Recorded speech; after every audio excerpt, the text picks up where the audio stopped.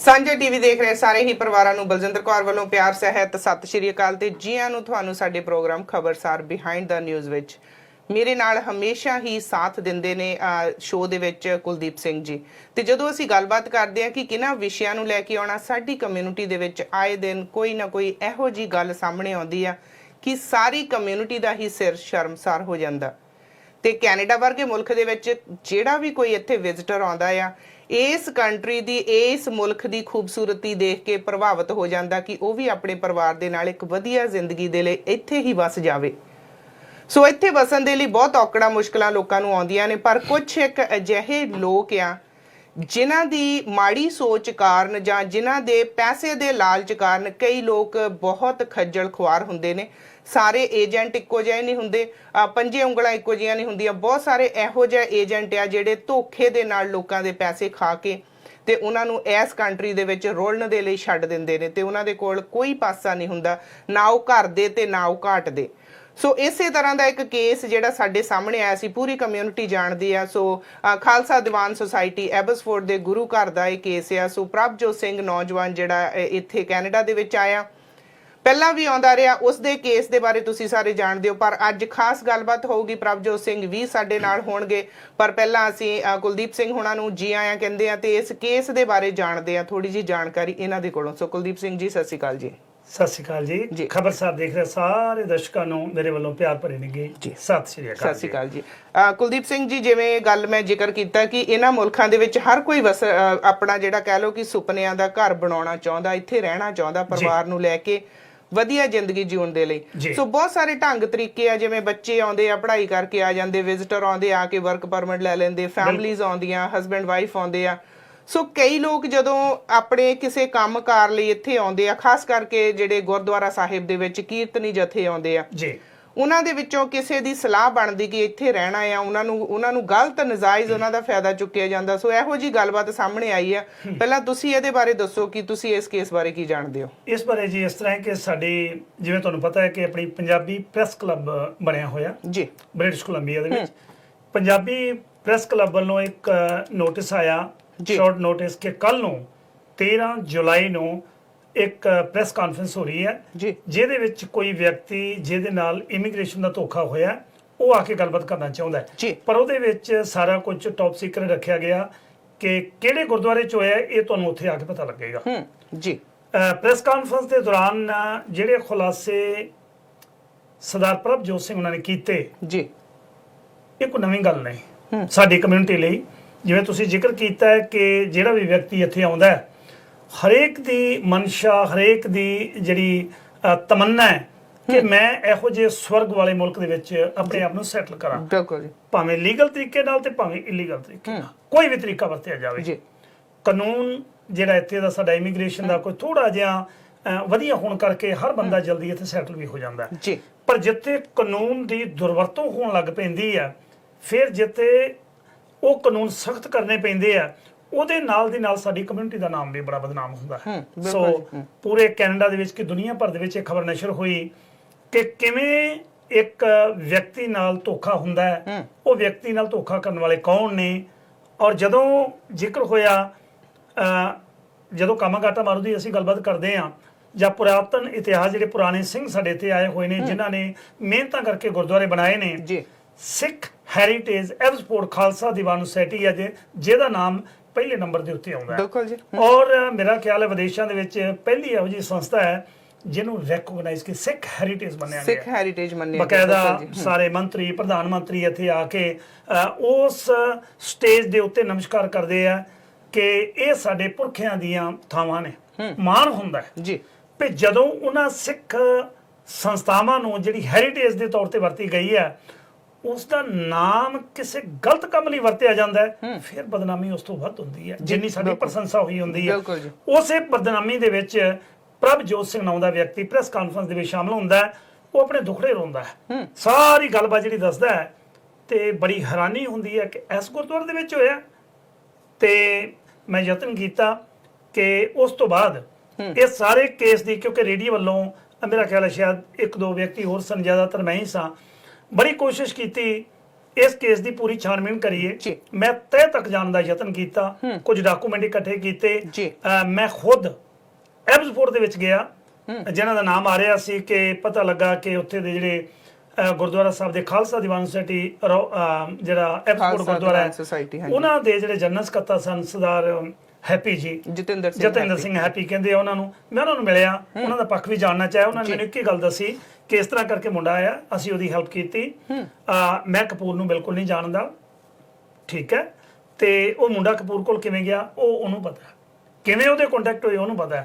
ਮੈਂ ਉਸ ਤੋਂ ਪਹਿਲਾਂ ਕਪੂਰ ਨੂੰ ਨਹੀਂ ਸੀ ਜਾਣਦਾ, ਕਪੂਰ ਨੂੰ ਮੈਂ ਉਸ ਤੋਂ ਬਾਅਦ ਜਾਣਨ ਲੱਗਾ। ਇਹ ਸਾਰੀਆਂ ਗੱਲਾਂ ਬਾਤਾਂ ਹੋਈਆਂ। ਉਹਦੀ ਗੱਲ ਤੋਂ ਐਂ ਲੱਗਾ ਕਿ ਜਤਿੰਦਰ ਸਿੰਘ ਗਿੱਲ ਬਿਲਕੁਲ ਠੀਕ ਹੈ, ਉਹ ਆਪਣਾ ਜਿਹੜਾ ਪੱਖ ਰੱਖ ਰਿਹਾ ਉਹ ਬਿਲਕੁਲ ਠੀਕ ਹੈ। ਪਰ ਉਹਨੇ ਜਿਹੜੀ ਇੱਕ ਗੱਲ ਬੜੀ ਵਧੀਆ ਕਹੀ ਕਿ ਮੈਂ ਇਸ ਮੁੰਡੇ ਨੂੰ ਕਿਹਾ ਸੀ ਕਿ ਤੂੰ ਮੇਰੇ ਨਾਲ ਚੱਲ, ਸਾਡੇ ਵਕੀਲ ਦੇ ਥਰੂ ਆਪਾਂ ਕਪੂਰ ਦੀ ਕੰਪਲੇਂਟ ਕਰਦੇ ਆ। ਕਪੂਰ ਨੇ ਇੰਨੇ ਪੈਸੇ ਤੁਹਾਡੇ ਤੋਂ ਸਾਡੇ ਗੁਰਦੁਆਰੇ ਦੇ ਨਾਮ ਤੇ ਲੈ, ਕਿਉਂ ਲੈ? ਇਹ ਸਾਰੀਆਂ ਗੱਲਾਂ ਬਾਤਾਂ ਹੋਈਆਂ ਤੇ ਮੈਨੂੰ ਕਹਿਣ ਲੱਗੇ ਕਿ ਮੈਂ ਕੰਪਲੇਂਟ ਕੀਤੀ ਹੈ, ਉਹ ਕੰਪਲੇਂਟ ਦੀ ਕਾਪੀ ਤੁਹਾਨੂੰ ਭੇਜਾਂਗਾ। ਤਕਰੀਬਨ 1.5 ਹਫ਼ਤੇ ਤੋਂ ਉੱਤੇ ਹੋ ਗਿਆ, ਮੈਂ ਵੇਟ ਕਰ ਰਿਹਾ, ਅਜੇ ਤੱਕ ਮੇਰੇ ਕੋਲ ਕਾਪੀ ਨਹੀਂ ਆਈ। ਪਰ ਅੱਜ ਇਸ ਕੇਸ ਦੀ ਤਹਿ ਤੱਕ ਜਾਣ ਦੇ ਲਈ ਜਿਹੜਾ ਦੂਸਰਾ ਪੱਖ ਹੈ, ਆਪਾਂ ਦੇਖਦੇ ਹਾਂ ਕਿ ਇਹਦੇ ਵਿੱਚ ਪ੍ਰਭਜੋਤ ਸਿੰਘ ਉਹਨਾਂ ਦਾ ਕੀ ਪੱਖ ਹੈ, ਕਿਵੇਂ ਇਹਨਾਂ ਨਾਲ ਬੀਤੀ ਹੈ। ਇਹ ਤੁਸੀਂ ਗੱਲਬਾਤ ਨੂੰ ਅੱਗੇ ਤੋਰਦੇ ਹਾਂ। ਬਿਲਕੁਲ। ਇਸ ਤੋਂ ਪਹਿਲਾਂ ਕਿ ਆਪਾਂ ਪ੍ਰਭਜੋਤ ਹੋਣਾ ਨਾਲ ਗੱਲਬਾਤ ਕਰੀਏ, ਆਪਾਂ ਵੀ ਮੈਂ ਵੀ ਆਪਣੇ ਲੈਵਲ ਤੇ ਗੱਲ ਕਰਨ ਦੀ ਕੋਸ਼ਿਸ਼ ਕੀਤੀ ਸੀ ਹਰਭਜਨ ਸਿੰਘ ਰੰਧਾਵਾ, ਜਿਹੜੇ ਕਿ ਪ੍ਰਧਾਨ ਨੇ ਇਸ ਗੁਰਦੁਆਰਾ ਸਾਹਿਬ ਦੇ। ਔਰ ਕਪੂਰ ਹੋਣਾ ਦੇ ਨਾਲ ਵੀ ਮੈਂ JS ਕਪੂਰ ਹੋਣਾ ਦੇ ਨਾਲ ਵੀ ਗੱਲ ਕਰਨ ਦੀ ਕੋਸ਼ਿਸ਼ ਕੀਤੀ ਸੀ, ਜਿਨ੍ਹਾਂ ਨੇ ਪੈਸੇ ਲਏ ਆ। ਪਰ ਮੈਂ ਉਹਨਾਂ ਦੇ ਨਾਲ ਗੱਲ ਕੀਤੀ, ਫੋਨ ਨਹੀਂ ਚੱਕਿਆ ਗਿਆ ਉਹਨਾਂ ਦਾ। ਪਰ ਅੱਜ ਸਵੇਰੇ ਮੇਰੀ ਉਹਨਾਂ ਦੇ ਭਰਾ ਦੇ ਨਾਲ ਗੱਲ ਹੋਈ ਸੀ। ਮੈਨੂੰ ਪਤਾ ਨਹੀਂ ਕਿ ਉਹਨਾਂ ਦਾ ਭਰਾ ਸੀ ਜਾਂ ਕਿ ਉਹ ਖੁਦ ਆਪ ਸੀ, ਪਰ ਜਿਹੜਾ ਨੰਬਰ ਕਪੂਰ ਹੋਣਾ ਦਾ ਆ ਉਹਦੇ ਤੇ ਮੈਂ ਡਾਇਲ ਕੀਤਾ ਸੀ ਨੰਬਰ ਤੇ। ਉਹਨਾਂ ਨੇ ਪਹਿਲਾਂ ਮੈਨੂੰ ਪੁੱਛਿਆ ਮੈਂ ਕੌਣ ਆ, ਤੇ ਮੈਂ ਦੱਸਿਆ ਕਿ ਮੈਂ ਸਾਂਝਾ TV ਤੋਂ ਬਲਜਿੰਦਰ ਕੌਰ ਆ। ਉਹ ਕਹਿੰਦੇ ਕਿ ਕਪੂਰ ਫਲਾਈਟ ਦੇ ਵਿੱਚ ਹੈਗੇ ਆ ਤੇ ਉਹ ਐਡਮਿੰਟਨ ਨੂੰ ਗਏ ਹੈਗੇ ਆ, ਤੇ ਵੀ ਉਹਨਾਂ ਦਾ ਕੋਈ ਕੰਟੈਕਟ ਇਸ ਵੇਲੇ ਤੋਂ ਗੱਲ ਨਹੀਂ ਕਰ ਸਕਦੇ। ਸੋ ਇਸ ਕਰਕੇ ਉਹ ਕਹਿੰਦੇ, ਮੈਂ ਕਿਹਾ ਜੀ ਕੋਈ ਹੋਰ ਉਹਨਾਂ ਦਾ ਕੋਈ ਕੰਟੈਕਟ ਜਾਂ ਕੋਈ ਮੈਸੇਜ? ਕਹਿੰਦੇ ਕੁਝ ਨਹੀਂ। ਸੋ ਮੈਂ ਵੀ ਕੋਸ਼ਿਸ਼ ਕੀਤੀ ਹੈ ਤੇ ਜਤਿੰਦਰ ਸਿੰਘ ਹੈਪੀ ਹੋਣਾ ਨਾਲ ਮੇਰੀ ਕੱਲ ਤਕਰੀਬਨ 3 ਵਾਰ ਗੱਲ ਹੋਈ ਸ਼ਾਮੀ। ਪਹਿਲਾਂ ਮੇਰੀ ਉਹਨਾਂ ਨਾਲ ਕਾਫੀ ਲੰਬੀ ਗੱਲ ਹੋਈ। ਉਹਨਾਂ ਨੇ ਜਿਵੇਂ ਤੁਹਾਨੂੰ ਦੱਸਿਆ ਸੀ, ਮੈਨੂੰ ਸਾਰੀਆਂ ਗੱਲਾਂ ਦੱਸੀਆਂ ਗਈਆਂ, ਉਹਨਾਂ ਨੇ ਆਪਣਾ ਪੱਖ ਪੂਰਾ ਰੱਖਿਆ। ਔਰ ਇਸ ਤੋਂ ਇਲਾਵਾ ਇੱਕ ਹੋਰ ਵੀ ਕੇਸ ਤੇ ਰਿਲੇਟਡ ਆ, ਉਹ ਫਰਦਰ ਕਿਤੇ ਅਸੀਂ ਗੱਲਬਾਤ ਕਰਾਂਗੇ। ਉਹ ਕੋਈ ਇੱਕ ਡਿਫਰੈਂਟ ਕੇਸ ਆ ਹੈਪੀ ਹੋਣਾ ਦਾ, ਔਰ ਉਹ ਫ੍ਰੈਜ਼ਨੋ ਦੇ ਕਿਸੇ ਇਨਸਾਨ ਦੇ ਨਾਲ ਉਹਨਾਂ ਦਾ ਹੈਗਾ ਆ। ਸੋ ਉਹਦੇ ਬਾਰੇ ਗੱਲ ਕਰਨ ਦੇ ਲਈ ਮੈਂ ਕੀਤਾ ਸੀ। ਤੇ ਉਸ ਤੋਂ ਬਾਅਦ ਹੈਪੀ ਹੋਣਾ ਨੂੰ ਜਦੋਂ ਗੱਲ ਕੀਤੀ ਕਿ ਤੁਸੀਂ ਆਪਣਾ ਪੱਖ ਰੱਖਣਾ ਚਾਹੁੰਦੇ ਹੋ, ਤੇ ਉਹ ਕਹਿੰਦੇ ਕਿ ਅਸੀਂ ਕਮੇਟੀ ਨਾਲ ਸਲਾਹ ਕਰਕੇ ਤੇ ਫਿਰ ਤੁਹਾਨੂੰ ਦੱਸਦੇ ਆ। ਤੇ ਫਿਰ ਮੈਂ ਉਹਨਾਂ ਨੂੰ ਜਦੋਂ ਕਾਲ ਕੀਤੀ ਸੀ ਤੇ ਉਹ ਕਹਿੰਦੇ ਕਿ ਮੈਂ ਤੁਹਾਨੂੰ ਘੰਟੇ ਤੱਕ ਫੋਨ ਕਰਦਾ ਹਾਂ। ਸੋ ਘੰਟੇ ਤੱਕ ਉਹਨਾਂ ਦਾ ਮੈਨੂੰ ਫੋਨ ਆਇਆ ਔਰ ਉਹਨਾਂ ਨੇ ਕਿਹਾ ਕਿ ਵੀ ਅਸੀਂ ਅਗੇਨ ਜੇ ਗਾਂ ਜਾ ਕੇ ਕਿਤੇ ਅਸੀਂ ਦੱਸਣਾ ਹੋਊਗਾ ਦੱਸਾਂਗੇ, ਪਰ ਅਸੀਂ ਆਪਣੇ ਵਕੀਲ ਨਾਲ ਗੱਲ ਕੀਤੀ ਆ, ਕਮੇਟੀ ਨਾਲ ਵੀ, ਹਾਲੇ ਅਸੀਂ ਆਪਣਾ ਕੋਈ ਪੱਖ ਨਹੀਂ ਰੱਖਣਾ, ਆਪਣਾ ਪੱਖ ਨਹੀਂ, ਹਾਲੇ ਅਸੀਂ ਠੀਕ ਆ। ਪਰ ਜੇ ਫਰਦਰ ਸਾਨੂੰ ਗਾਂ ਲੋੜ ਪਈ ਮੀਡੀਆ 'ਚ, ਮੈਂ ਕਿਹਾ ਜੀ ਮੋਸਟ ਵੈਲਕਮ, ਸਾਡਾ ਪਲੇਟਫਾਰਮ ਤੁਹਾਡੇ ਲਈ ਖੁੱਲਾ ਹੈ, ਜਦੋਂ ਤੁਸੀਂ ਆਉਣਾ ਚਾਹੁੰਦੇ ਹੋ ਤੁਸੀਂ ਆਪਣਾ ਪੱਖ ਆ ਕੇ ਰੱਖ ਸਕਦੇ ਹੋ ਜੀ। ਕਿਉਂਕਿ ਮੀਡੀਆ ਦਾ ਫਰਜ਼ ਵੀ ਇਹੀ ਹੈ ਕਿ ਜਿਹੜੇ ਤੱਥ ਨੇ, ਜਿਹੜੀ ਸੱਚਾਈ ਹੈ, ਉਹ ਆਵਾਮ ਤੱਕ, ਜਿਹੜੇ ਸਾਡੇ ਦਰਸ਼ਕ ਸੁਣ ਰਹੇ ਨੇ, ਉਹਨਾਂ ਤੱਕ ਪਹੁੰਚੇ ਕਿ ਅਸਲ ਕੀ ਕਹਾਣੀ ਹੈ। ਜਤਿੰਦਰ ਸਿੰਘ ਹੈਪੀ ਨਾਲ ਤੁਹਾਡੀ ਗੱਲਬਾਤ ਹੋਈ, ਮੈਂ ਪਰਸਨਲੀ ਮਿਲ ਕੇ ਆਇਆ। ਪ੍ਰਧਾਨ ਜੀ ਨਾਲ ਤੁਹਾਡਾ ਸਵੇਰੇ ਫੋਨ ਹੋਇਆ, ਉਹਨਾਂ ਨੇ ਫੋਨ ਨਹੀਂ ਚੁੱਕਿਆ। JS ਕਪੂਰ ਉਹਨਾਂ ਦੇ ਉਸੇ ਨੰਬਰ ਦੇ ਉੱਤੇ ਜਦੋਂ ਗੱਲਬਾਤ ਤੁਸੀਂ ਕੀਤੀ ਹੈ, ਉਹਨਾਂ ਦੇ ਨੰਬਰ ਦੇ ਉੱਤੇ ਤੁਸੀਂ ਕਹਿ ਰਹੇ ਹੋ ਕਿ ਉਹਨਾਂ ਦਾ ਭਰਾ ਕਹਿੰਦੇ, ਉਹ ਕਹਿ ਰਹੇ ਸੀ ਕਿ ਉਹਨਾਂ ਦਾ ਭਰਾ ਮੈਂ ਬੋਲ ਰਹੇ ਆ, ਪਰ ਉਹ ਬਾਹਰ ਨੇ, ਫੋਨ ਆਪਣਾ ਪਤਾ ਨਹੀਂ ਤਾਂ ਇੱਥੇ ਰੱਖ ਗਏ ਜਾਂ ਭੁੱਲ ਗਿਆ, ਜਾਂ ਉਹਨਾਂ ਦਾ ਪਰਸਨਲ ਨੰਬਰ ਸੀ, ਉਹ ਆਪ ਐਡਮਿੰਟਨ ਚਲੇ ਗਏ, ਪਰ ਜੋ ਵੀ ਗੱਲਬਾਤ ਹੈ ਸ਼ਾਇਦ ਛੱਡ ਗਏ। ਹਾਂਜੀ, ਅਸਲੀਅਤ ਕੀ ਹੈ ਇਹ ਮੇਰਾ ਖਿਆਲ ਆਪਾਂ ਪ੍ਰਭਜੋਤ ਸਿੰਘ ਨਾਲ ਜੀ। ਸੋ ਪ੍ਰਭਜੋਤ ਜੀ, ਜੀ ਆਇਆਂ ਨੂੰ ਤੁਹਾਨੂੰ ਜੀ ਸਾਂਝਾ TV ਤੇ। ਸਤਿ ਸ਼੍ਰੀ ਅਕਾਲ ਜੀ। ਸਤਿ ਸ਼੍ਰੀ ਅਕਾਲ ਭੈਣ ਜੀ, ਸਤਿ ਸ਼੍ਰੀ ਅਕਾਲ ਜੀ। ਤੁਹਾਡਾ ਬਹੁਤ ਬਹੁਤ ਧੰਨਵਾਦ, ਤੁਸੀਂ ਮੈਨੂੰ ਆਪਣੇ ਸ਼ੋਅ ਤੇ ਬੁਲਾਇਆ ਜੀ। ਥੈਂਕ ਯੂ ਤੁਹਾਡਾ ਬਹੁਤ ਬਹੁਤ ਜੀ।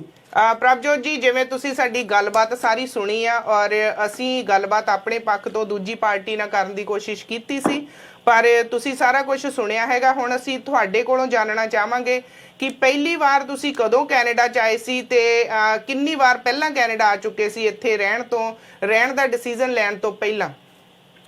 ਭੈਣ ਜੀ, ਮੈਂ ਇੱਥੇ 2 ਵਾਰੀ ਆ ਚੁੱਕਾ ਵਾਂ ਜੀ। 2012 ਵਿੱਚ ਆਇਆ ਸੀਗਾ ਤੇ 2016 ਵਿੱਚ ਆਇਆ ਸੀਗਾ ਜੀ, ਜਥੇ ਦੇ ਨਾਲ ਜੀ। ਤੇ ਤੀਸਰੀ ਵਾਰੀ ਮੈਂ ਆਪਣੀ ਫੈਮਿਲੀ ਨਾਲ ਆਇਆ। ਪਹਿਲਾਂ ਵੀ ਮੈਂ ਕਾਫੀ ਕੰਟਰੀਜ਼ ਦੇ ਵਿੱਚ ਗਿਆ ਵਾਂ ਐਜ਼ ਏ ਕਿਤਨੀ ਜਥਿਆਂ ਦੇ ਨਾਲ ਜੀ।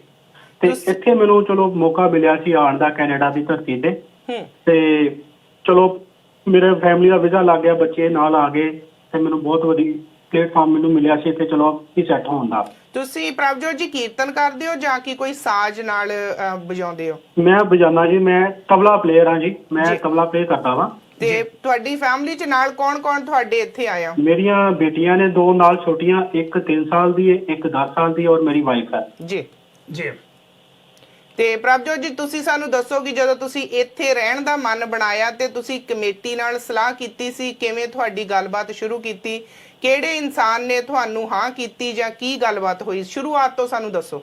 ਸ਼ੁਰੂਆਤ ਪਹਿਲੇ ਇਦਾਂ ਸੀਗੀ ਕਿ ਮੇਰੀ ਗੱਲ ਹੋਈ ਸੀਗੀ ਆਪਣੇ ਵਿਨੀਪੈਗ ਤੋਂ ਲੜਕੀ ਸੀਗੀ ਜੀ, ਤੇ ਮੈਂ ਸੀਗਾ ਮੌਂਟਰੀਅਲ ਵਿੱਚ ਸੀਗਾ। ਹਾਂਜੀ। ਉੱਥੇ ਮੇਰੀ ਇਹਨਾਂ ਨਾਲ ਗੱਲਬਾਤ ਹੋਈ ਸੀ, ਲੇਡੀ ਦੇ ਨਾਲ ਗੱਲਬਾਤ ਹੋਈ ਸੀਗੀ ਕਿ ਉਹ ਕਹਿੰਦੀ ਕਿ ਮੈਂ ਤੇਰਾ ਵਰਕ ਪਰਮਿਟ ਹੀ ਕਰਾ ਦਾਂਗੇ। ਉਹ ਕੋਈ ਕੰਸਲਟੈਂਟ ਸੀਗੇ ਜਾਂ ਕੋਈ ਕੰਸਲਟੈਂਟ ਸੀਗੇ? ਹਾਂਜੀ। ਉਹਨਾਂ ਦਾ ਨਾਮ ਦੱਸਣਾ ਚਾਹੋਗੇ ਤੁਸੀਂ? ਉਹਦਾ ਨਾਮ ਸੰਦੀਪ ਕੌਰ। ਸੰਦੀਪ ਕੌਰ, ਜਿਹੜੇ ਵਿਨੀਪੈਗ ਤੋਂ ਤੁਸੀਂ ਦੱਸ ਰਹੇ? ਵਿਨੀਪੈਗ ਤੋਂ, ਹਾਂਜੀ। ਵਿਨੀਪੈਗ ਤੋਂ, ਜੀ। ਠੀਕ ਹੈ ਜੀ। ਉਹਨਾਂ ਨਾਲ ਮੇਰੀ ਗੱਲਬਾਤ ਹੋਈ, ਉਹਨਾਂ ਨਾਲ ਗੱਲ ਕਰਕੇ ਤੇ ਉਹਨਾਂ ਨੇ ਕਿਹਾ ਕਿ ਤੁਹਾਡਾ ਵਰਕ ਪਰਮਿਟ ਹੋ ਜਾਏਗਾ ਜੀ।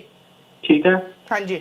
ਇੰਨੇ ਪੈਸੇ ਲੱਗਣੇ, $42,000 ਲੱਗੇਗਾ। ਪਹਿਲਾਂ ਤਾਂ 45 ਕਹਿੰਦੇ ਸੀ, ਫਿਰ 42 ਤੇ ਆ ਗਈ। ਚਲੋ ਗੱਲ ਸਾਰੀ ਨਿਬੇੜ ਬੋੜ ਕੇ ਨਾ ਜੀ। ਤੇ ਮਤਲਬ ਕਹਿੰਦੇ ਕਿ $26,000 ਤੁਹਾਡਾ ਪਹਿਲਾਂ ਲਵਾਂਗੇ ਤੇ $16,000 ਲਵਾਂਗੇ ਤੁਹਾਡੇ ਕੋਲ ਬਾਅਦ ਚੋਂ, ਤੇ ਤੁਹਾਡਾ ਵਰਕ ਪਰਮਿਟ ਹੋ ਜਾਏਗਾ ਜੀ। ਕਿਉਂਕਿ ਮੇਰੇ ਕੋਲ ਇੰਨੇ ਪੈਸਿਆਂ ਦਾ ਰੇਂਜ ਹੈ ਹੀ ਨਹੀਂ ਸੀਗਾ ਬਿਲਕੁਲ। ਮੈਂ ਤਾਂ ਬੜਾ ਕੋਸ਼ਿਸ਼ ਕਰਕੇ, ਅਗਰ ਉਹਨਾਂ ਨੂੰ ਮੈਂ ਕਿਹਾ ਕਿ ਅਗਰ ਤੁਸੀਂ ਮੇਰਾ ਵਰਕ ਪਰਮਿਟ ਕਰਾ ਦਿੰਦੇ ਹੋ ਹਨਾ, ਫਿਰ ਮੈਂ ਪੈਸਿਆਂ ਦਾ ਅਰੇਂਜ ਕਰਾਂਗਾ। ਇਹ ਕਹਿੰਦੇ ਕਿ ਤੁਹਾਡਾ ਵਰਕ ਪਰਮਿਟ ਸ਼ੋਰ ਤੁਹਾਡਾ ਹੋ ਜਾਏਗਾ। ਤੇ ਮੈਂ ਉਹਨਾਂ ਨਾਲ ਗੱਲਬਾਤ ਕਰ ਲਈਏ। ਹੁਣ ਗੱਲ ਇਹਨਾਂ ਨੇ ਕੀਤੀ ਇਹਨਾਂ ਨਾਲ JS ਕਪੂਰ ਨਾਲ ਜੀ ਤੇ ਹੈਪੀ ਹੋਣਾ ਨਾਲ, ਕਿਉਂਕਿ ਆਲਰੇਡੀ ਇਹਨਾਂ ਦੇ ਪਹਿਲਾਂ ਵੀ ਉਹਨਾਂ ਨੇ ਕੰਮ ਇਹਨਾਂ ਨੇ ਕਰਾਏ ਹੋਏ ਨੇ ਉਹਨਾਂ ਦੇ, JS ਕਪੂਰ ਹੋਣਾ ਨੇ ਤੇ ਹੈਪੀ ਹੋਣਾ ਨੇ ਜੀ। ਹੁਣ ਠੀਕ ਹੈ, ਚਲੋ ਇਹਨਾਂ ਨਾਲ ਮੈਂ ਗੱਲਬਾਤ ਕਰਕੇ ਤੇ ਚਲੋ ਮੈਂ ਮੌਂਟਰੀਅਲ ਤੋਂ ਇੱਥੇ ਆ ਗਿਆ ਜੀ, ਸਰੀ ਦੇ ਵਿੱਚ ਜੀ। ਸਰੀ ਮੈਂ ਰਿਹਾ, ਮੈਨੂੰ ਮਹੀਨਾ ਮੇਰੇ ਨਾਲ ਕੰਟੈਕਟ ਇਹਨਾਂ ਨਾਲ ਕੋਸ਼ਿਸ਼ ਕਰਦਾ ਰਿਹਾ ਗੱਲ ਕਰਨ ਦੀ ਹੈ ਨਾ। ਜਦੋਂ ਮੈਂ ਇਹਨਾਂ ਨੂੰ ਪੈਸੇ ਵੀ ਪਾਤੇ ਉੱਥੋਂ $4,000 ਅਕਾਊਂਟ ਦੇ ਵਿੱਚ ਇਹਨਾਂ ਦੇ ਜੀ, ਤੇ ਫਿਰ ਜਦੋਂ ਮੈਂ ਇਹਨਾਂ ਨਾਲ ਗੱਲਬਾਤ ਕਰਦਾ ਰਿਹਾ ਤੇ ਮੈਨੂੰ ਕਹਿੰਦੇ ਕਿ ਅੱਜ ਕੱਲ ਕਰਦੇ ਕਰਦੇ ਇਹਨਾਂ ਨੇ 1 ਮਹੀਨਾ ਪੂਰਾ ਲੰਘਾਤਾ। ਕਿਹਨਾਂ ਦੀ? ਕਪੂਰ ਹੋਣਾ ਦੀ ਗੱਲ ਕਰਦੇ ਹੋ ਜਾਂ ਕੀ? ਹਾਂਜੀ ਹਾਂਜੀ, ਕਪੂਰ ਹੋਣਾ ਦੇ ਜੀ।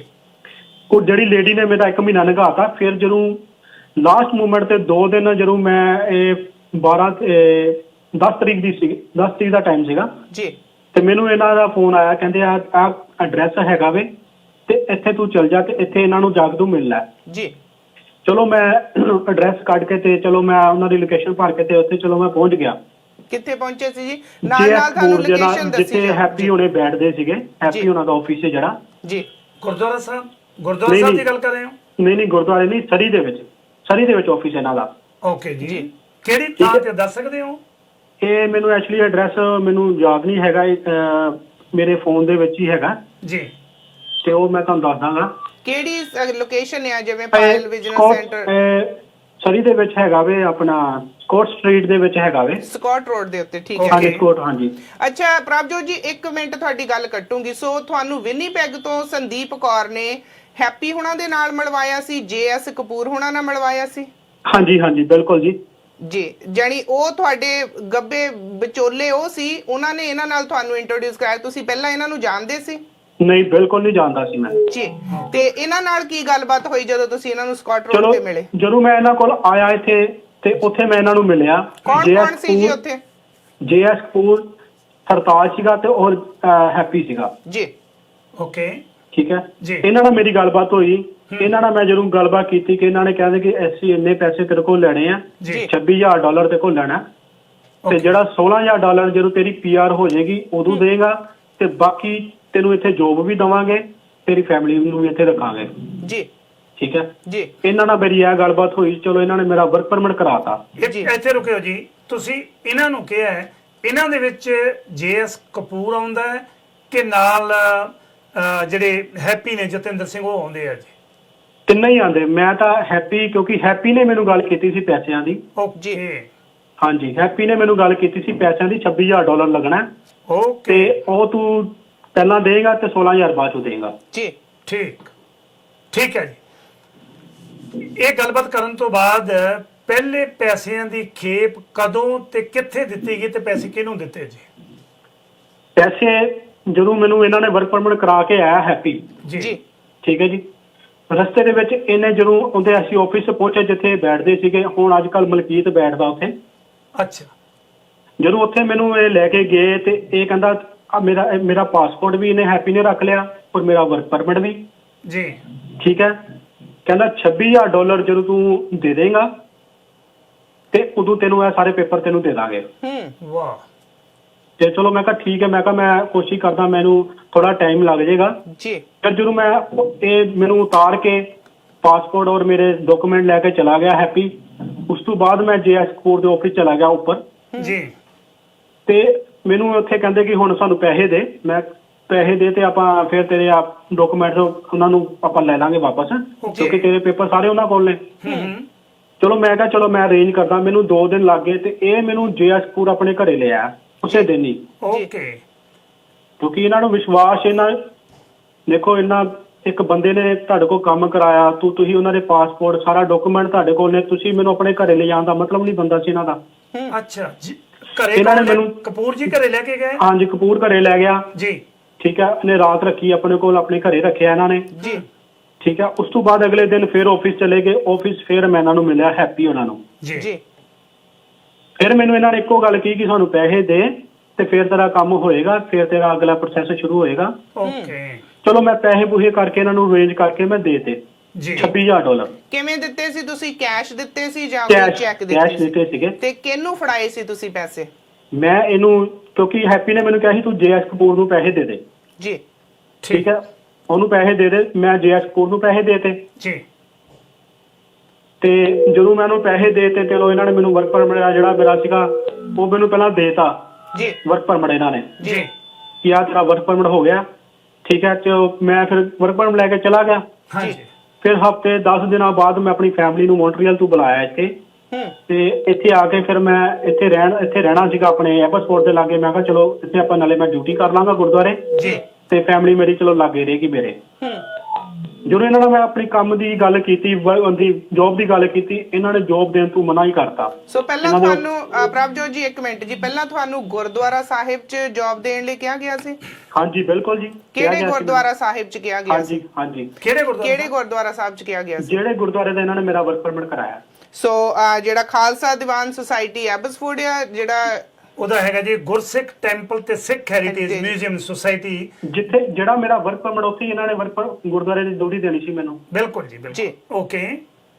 ਉਸ ਤੋਂ ਬਾਅਦ ਤੁਹਾਨੂੰ ਜਦੋਂ ਤੁਸੀਂ ਉਹਨਾਂ ਨੂੰ ਕਿਹਾ ਕਿ ਮੈਨੂੰ ਜੌਬ ਦਿਓ, ਇਹ ਕਦੋਂ ਦੀ ਗੱਲ ਹੈ, ਕਿਹੜੇ ਮਹੀਨੇ ਦੀ ਗੱਲ ਹੈ? ਵਰਕ ਪਰਮਿਟ ਤੋਂ ਕਿੰਨੇ ਚਿਰ ਬਾਅਦ ਤੁਸੀਂ ਇਹਨਾਂ ਨੂੰ ਕਿਹਾ ਕਿ ਮੈਨੂੰ ਜਿੱਥੇ ਦਾ ਵਰਕ ਪਰਮਿਟ ਦਿੱਤਾ ਉੱਥੇ ਜੌਬ ਦਿਓ ਜੀ?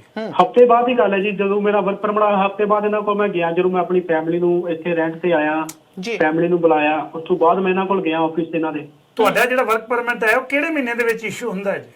ਫਰਵਰੀ ਦੇ ਵਿੱਚ। ਓਕੇ। ਫਰਵਰੀ ਦੇ ਵਿੱਚ ਇਸ਼ੂ ਹੁੰਦਾ। ਤੁਸੀਂ ਇਹਨਾਂ ਨੂੰ ਕਿਹਾ ਪੈਸੇ ਫਰਵਰੀ ਤੱਕ ਸਾਰੇ ਜਾ ਚੁੱਕੇ ਸੀ ਇਹਨਾਂ ਕੋਲ $26,000? ਹਾਂਜੀ ਸਾਰੇ ਜਾ ਚੁੱਕੇ ਸੀਗੇ। ਤੁਹਾਡੇ ਕੁਝ ਪੇ ਸਟਬ ਮੈਂ ਦੇਖੇ ਹੈ ਪ੍ਰੈਸ ਕਲੱਬ ਦੇ ਦੌਰਾਨ ਤੁਸੀਂ ਵੰਡੇ ਸਨ, ਉਹ ਪੇ ਸਟਬ ਤੁਸੀਂ ਕਹਿ ਰਹੇ ਸੀ ਕਿ ਜਾਲੀ ਬਣਾਏ ਨੇ। ਜਾਲੀ ਕਿਹਨੇ ਬਣਾਏ ਤੇ ਕਿਵੇਂ ਪਤਾ ਲੱਗਾ ਕਿ ਤੁਹਾਨੂੰ ਜਾਲੀ ਨੇ?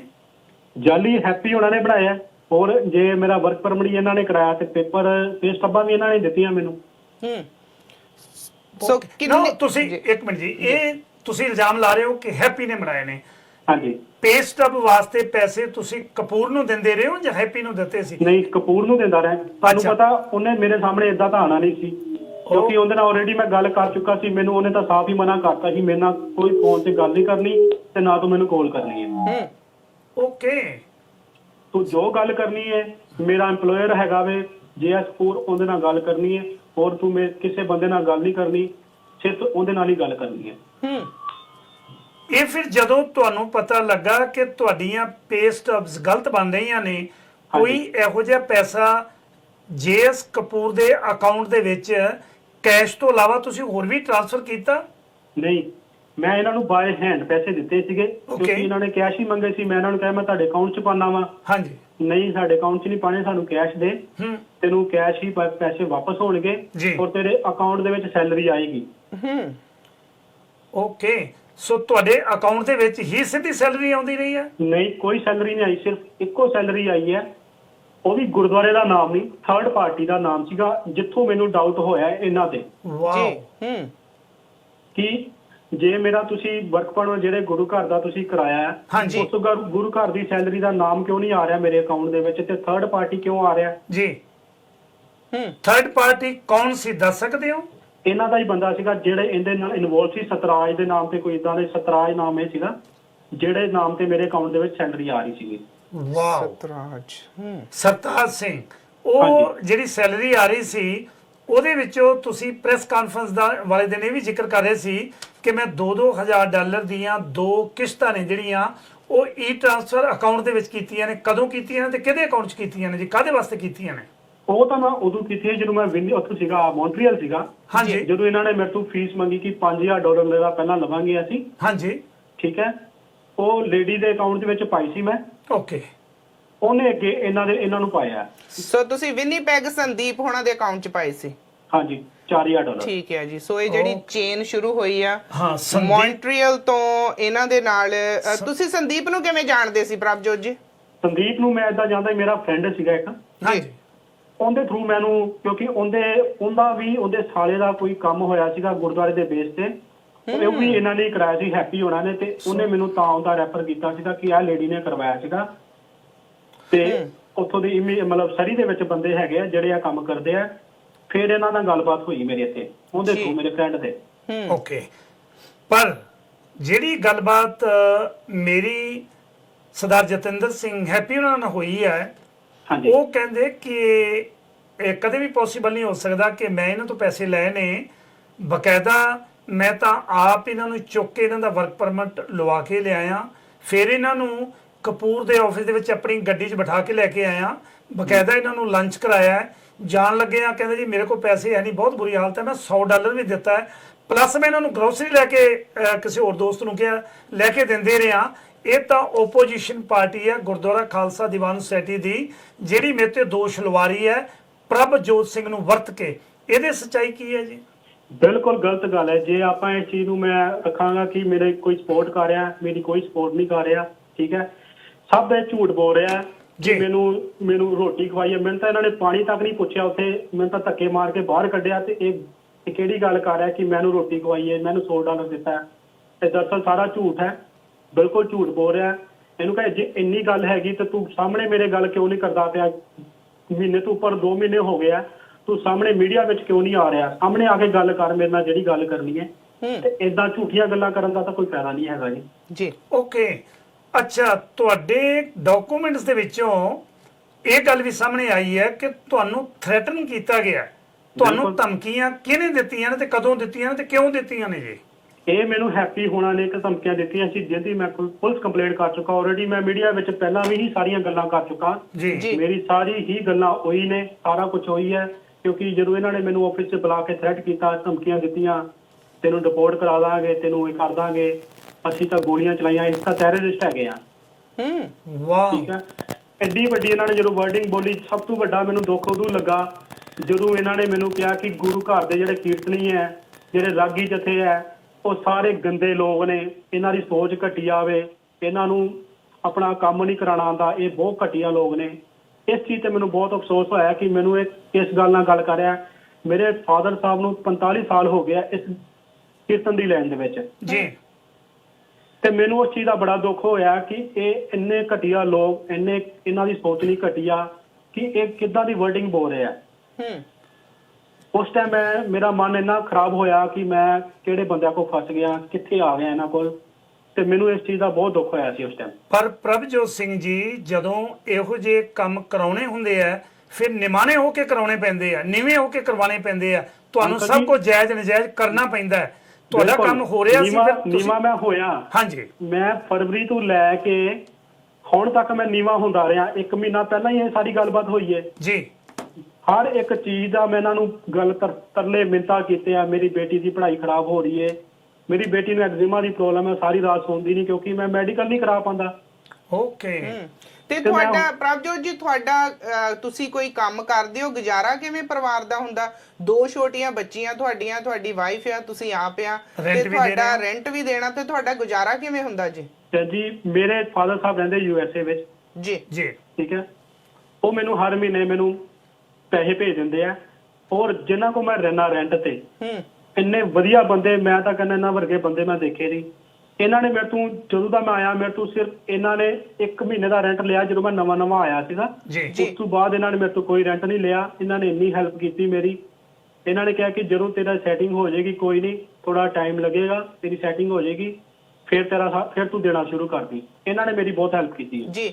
ਤੇ ਇੱਕ ਸਾਡੇ ਕੋਲ ਪ੍ਰੂਫ ਦੇ ਵਜੋਂ ਇੱਕ ਸਾਡੇ ਕੋਲ ਆਡੀਓ ਵੀ ਆਈ ਹੈ ਜਿਹਦੇ ਵਿੱਚ ਤੁਹਾਨੂੰ ਗਾਲਾਂ ਬੜੀਆਂ ਕੱਢੀਆਂ ਜਾ ਰਹੀਆਂ ਹੈਗੀਆਂ ਆ। ਉਹ ਆਡੀਓ ਕਿਹਨਾਂ ਵੱਲੋਂ ਸੀਗੀ, ਕਿਹਨਾਂ ਨੂੰ ਤੁਸੀਂ ਫੋਨ ਕੀਤਾ ਸੀ ਤੇ ਕੌਣ ਤੁਹਾਨੂੰ ਗਾਲਾਂ ਕੱਢ ਰਿਹਾ ਸੀ, ਕਿਉਂ ਕੱਢ ਰਿਹਾ ਸੀ? ਜੀ, ਇਹ ਜੇਐਸ ਕਪੂਰ ਨੇ ਮੈਨੂੰ ਗਾਲਾਂ ਕੱਢੀਆਂ ਸੀਗੀਆਂ। ਇਹ ਤਾਂ ਕੱਢੀਆਂ ਸੀਗੀਆਂ ਕਿ ਮੈਂ ਤੀਜੇ ਬੰਦੇ ਨੂੰ ਗੱਲ ਕਰਤੀ ਜਿਨ੍ਹਾਂ ਕੋਲ ਮੈਂ ਰਹਿਣਾ ਸੀਗਾ ਜੀ, ਜਿਨ੍ਹਾਂ ਕੋਲ ਮੈਂ ਰੈਂਟ ਦੇ, ਜਿਨ੍ਹਾਂ ਨੇ ਮੇਰੀ ਹੈਲਪ ਕੀਤੀ ਹੈ ਜੀ।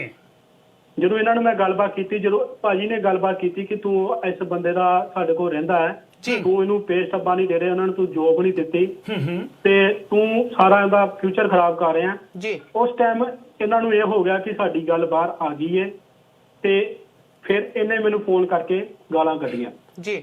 ਔਰ ਅਸੀਂ ਉਹ ਆਡੀਓ ਸੁਣੀ ਵੀ ਆ। ਮੈਂ ਸ਼ਾਇਦ ਮੈਂ ਸਾਡੇ ਜੱਸੀ ਜੀ ਨੂੰ ਕਹੂੰਗੀ ਕਿ ਜੇ ਉਹ ਪਲੇ ਕਰ ਸਕਦੇ ਹੋਣ। ਮੇਰਾ ਖਿਆਲ ਹੈ ਉਹ ਪਲੇ ਕਰਨ ਦੇ ਵਿੱਚ ਉਹਦੇ ਵਿੱਚ ਕੁਝ ਕੁ ਗੱਲਾਂ ਇਤਰਾਜ਼ਯੋਗ ਨੇ ਜਿਹੜੀਆਂ ਮੇਰੇ ਖਿਆਲ ਹੈ ਸਾਡੇ ਜਿਹੜੇ ਦਰਸ਼ਕ ਨੇ ਉਹ ਠੀਕ ਨਹੀਂ। ਸੋ ਇਸ ਕਰਕੇ ਜੇ ਉਹਦੇ ਚ ਥੋੜੀ ਬਹੁਤ ਉਹਨੂੰ ਰੋਕਿਆ ਜਾ ਸਕਦਾ ਤੇ ਫਿਰ ਸ਼ਾਇਦ ਉਹ ਆਡੀਓ ਪਲੇ ਕੀਤੀ ਜਾ ਸਕਦੀ ਹੈ, ਕਿਉਂਕਿ ਉਹਦੇ ਗਾਲਾਂ ਕਾਫੀ ਜ਼ਿਆਦਾ ਨੇ। ਵੀਡੀਓ ਜਦੋਂ ਆਡੀਓ ਮੇਰੇ ਕੋਲ ਪਹੁੰਚੀ ਹੈ ਤੇ ਬੜੀ ਇਤਰਾਜ਼ਯੋਗ ਸੀ। ਉਹ ਪਰਿਵਾਰਾਂ ਤੇ ਬੱਚਿਆਂ ਸਮੇਤ ਸ਼ਾਇਦ ਸੁਣਨ ਵਾਲੇ ਨਹੀਂ। ਉਹਦੇ ਚ ਜਿਹੜੀਆਂ ਧਮਕੀਆਂ ਦਿੱਤੀਆਂ ਗਈਆਂ ਨੇ, ਥੋੜਾ ਜਿਹਾ ਦੱਸੋਗੇ ਕਿ ਤੁਸੀਂ ਜ਼ਿਕਰ ਕਰ ਰਹੇ ਸੀ ਕਿ ਮੈਨੂੰ ਹੈਪੀ ਨੇ ਵੀ ਧਮਕੀਆਂ ਦਿੱਤੀਆਂ ਨੇ, ਜਤਿੰਦਰ ਸਿੰਘ ਹੈਪੀ ਨੇ। ਜਤਿੰਦਰ ਸਿੰਘ ਕਹਿੰਦੇ ਮੈਂ ਤਾਂ ਇਹਦੀ ਹੈਲਪ ਕਰਦਾ ਰਿਹਾ, ਇਹ ਵੈਸੇ ਦੋਸ਼ ਲਾ ਰਹੇ ਨੇ ਮੇਰੇ ਤੇ। ਚਲੋ ਇਹ ਤਾਂ ਆਪਣਾ ਪੱਖ ਰੱਖੂਗਾ ਹੀ ਹਨਾ, ਕਿਉਂਕਿ ਦੋਸ਼ ਤਾਂ ਮੈਂ ਇਹਦੇ ਤੇ ਹੀ ਲਾਣਾ ਜੀ। ਜੀ ਜੀ ਜੀ, ਠੀਕ ਹੈ। ਜਦੋਂ ਮੇਰਾ ਵਰਕ ਪਰਮਿਟ ਹੋਇਆ, ਹਾਂਜੀ, ਅਗਰ ਇਹ ਆਪਣੇ ਆਪ ਨੂੰ ਕਹਿੰਦਾ ਕਿ ਮੈਂ ਸੇਵਾ ਕੀਤੀ ਹੈ, ਠੀਕ ਹੈ ਜੀ। ਜਦੋਂ ਮੇਰਾ ਵਰਕ ਪਰਮਿਟ ਹੋਇਆ ਉਸ ਤੋਂ ਬਾਅਦ ਇਹਨੂੰ ਮੈਂ ਫੋਨ ਕੀਤਾ, ਇਹਨੇ ਮੇਰੇ ਨਾਲ ਕੋਈ ਗੱਲ ਨਹੀਂ ਕੀਤੀ ਹਨਾ। ਓਕੇ। 15-20 ਦਿਨ ਬਾਅਦ, ਮਹੀਨੇ ਬਾਅਦ ਮੈਂ ਜਦੋਂ ਇਹਨੂੰ ਫੋਨ ਕੀਤਾ ਜੀ ਜੀ ਕਿ ਮੈਂ ਕਿਹਾ ਮੇਰੇ ਤੋਂ ਜੇਐਸ ਕਪੂਰ ਤੁਹਾਡਾ ਇੰਪਲੋਇਰ ਹੋਰ ਪੈਸੇ ਮੰਗ ਰਿਹਾ ਤੇ ਮੈਨੂੰ ਪੇ ਸਟੱਬ ਨਹੀਂ ਦੇ ਰਿਹਾ, ਉਦੋਂ ਇਹਨੇ ਮੇਰੇ ਨਾਲ ਕਿਉਂ ਨਹੀਂ ਗੱਲ ਕੀਤੀ ਕਿ ਮੈਂ ਤਾਂ ਫ੍ਰੀ ਸੇਵਾ ਕੀਤੀ ਹੈ। ਇੱਕ ਮਿੰਟ, ਵਰਕ ਪਰਮਿਟ ਦੀ ਕਾਪੀ ਤੁਸੀਂ ਦੇਖ ਸਕਦੇ ਹੋ, ਬਕਾਇਦਾ ਜਿਹੜੀ ਪ੍ਰਭਜੋਤ ਸਿੰਘ ਦੇ ਨਾਮ ਦੇ ਉੱਤੇ ਇਸ਼ੂ ਹੋਈ ਹੈ। ਗੁਰਦੁਆਰਾ ਸਾਹਿਬ ਜਿਹੜੇ ਖਾਲਸਾ ਦੀਵਾਨ ਸੁਸਾਇਟੀ ਦੀ ਸਿੱਖ ਹੈਰੀਟੇਜ ਜਿਹੜੀ ਸੰਸਥਾ ਹੈ, ਉੱਥੋਂ ਬਕਾਇਦਾ ਇਹ ਜਿਹੜੀ ਕਾਪੀ ਹੈ ਇਸ਼ੂ ਹੋਈ ਹੈ।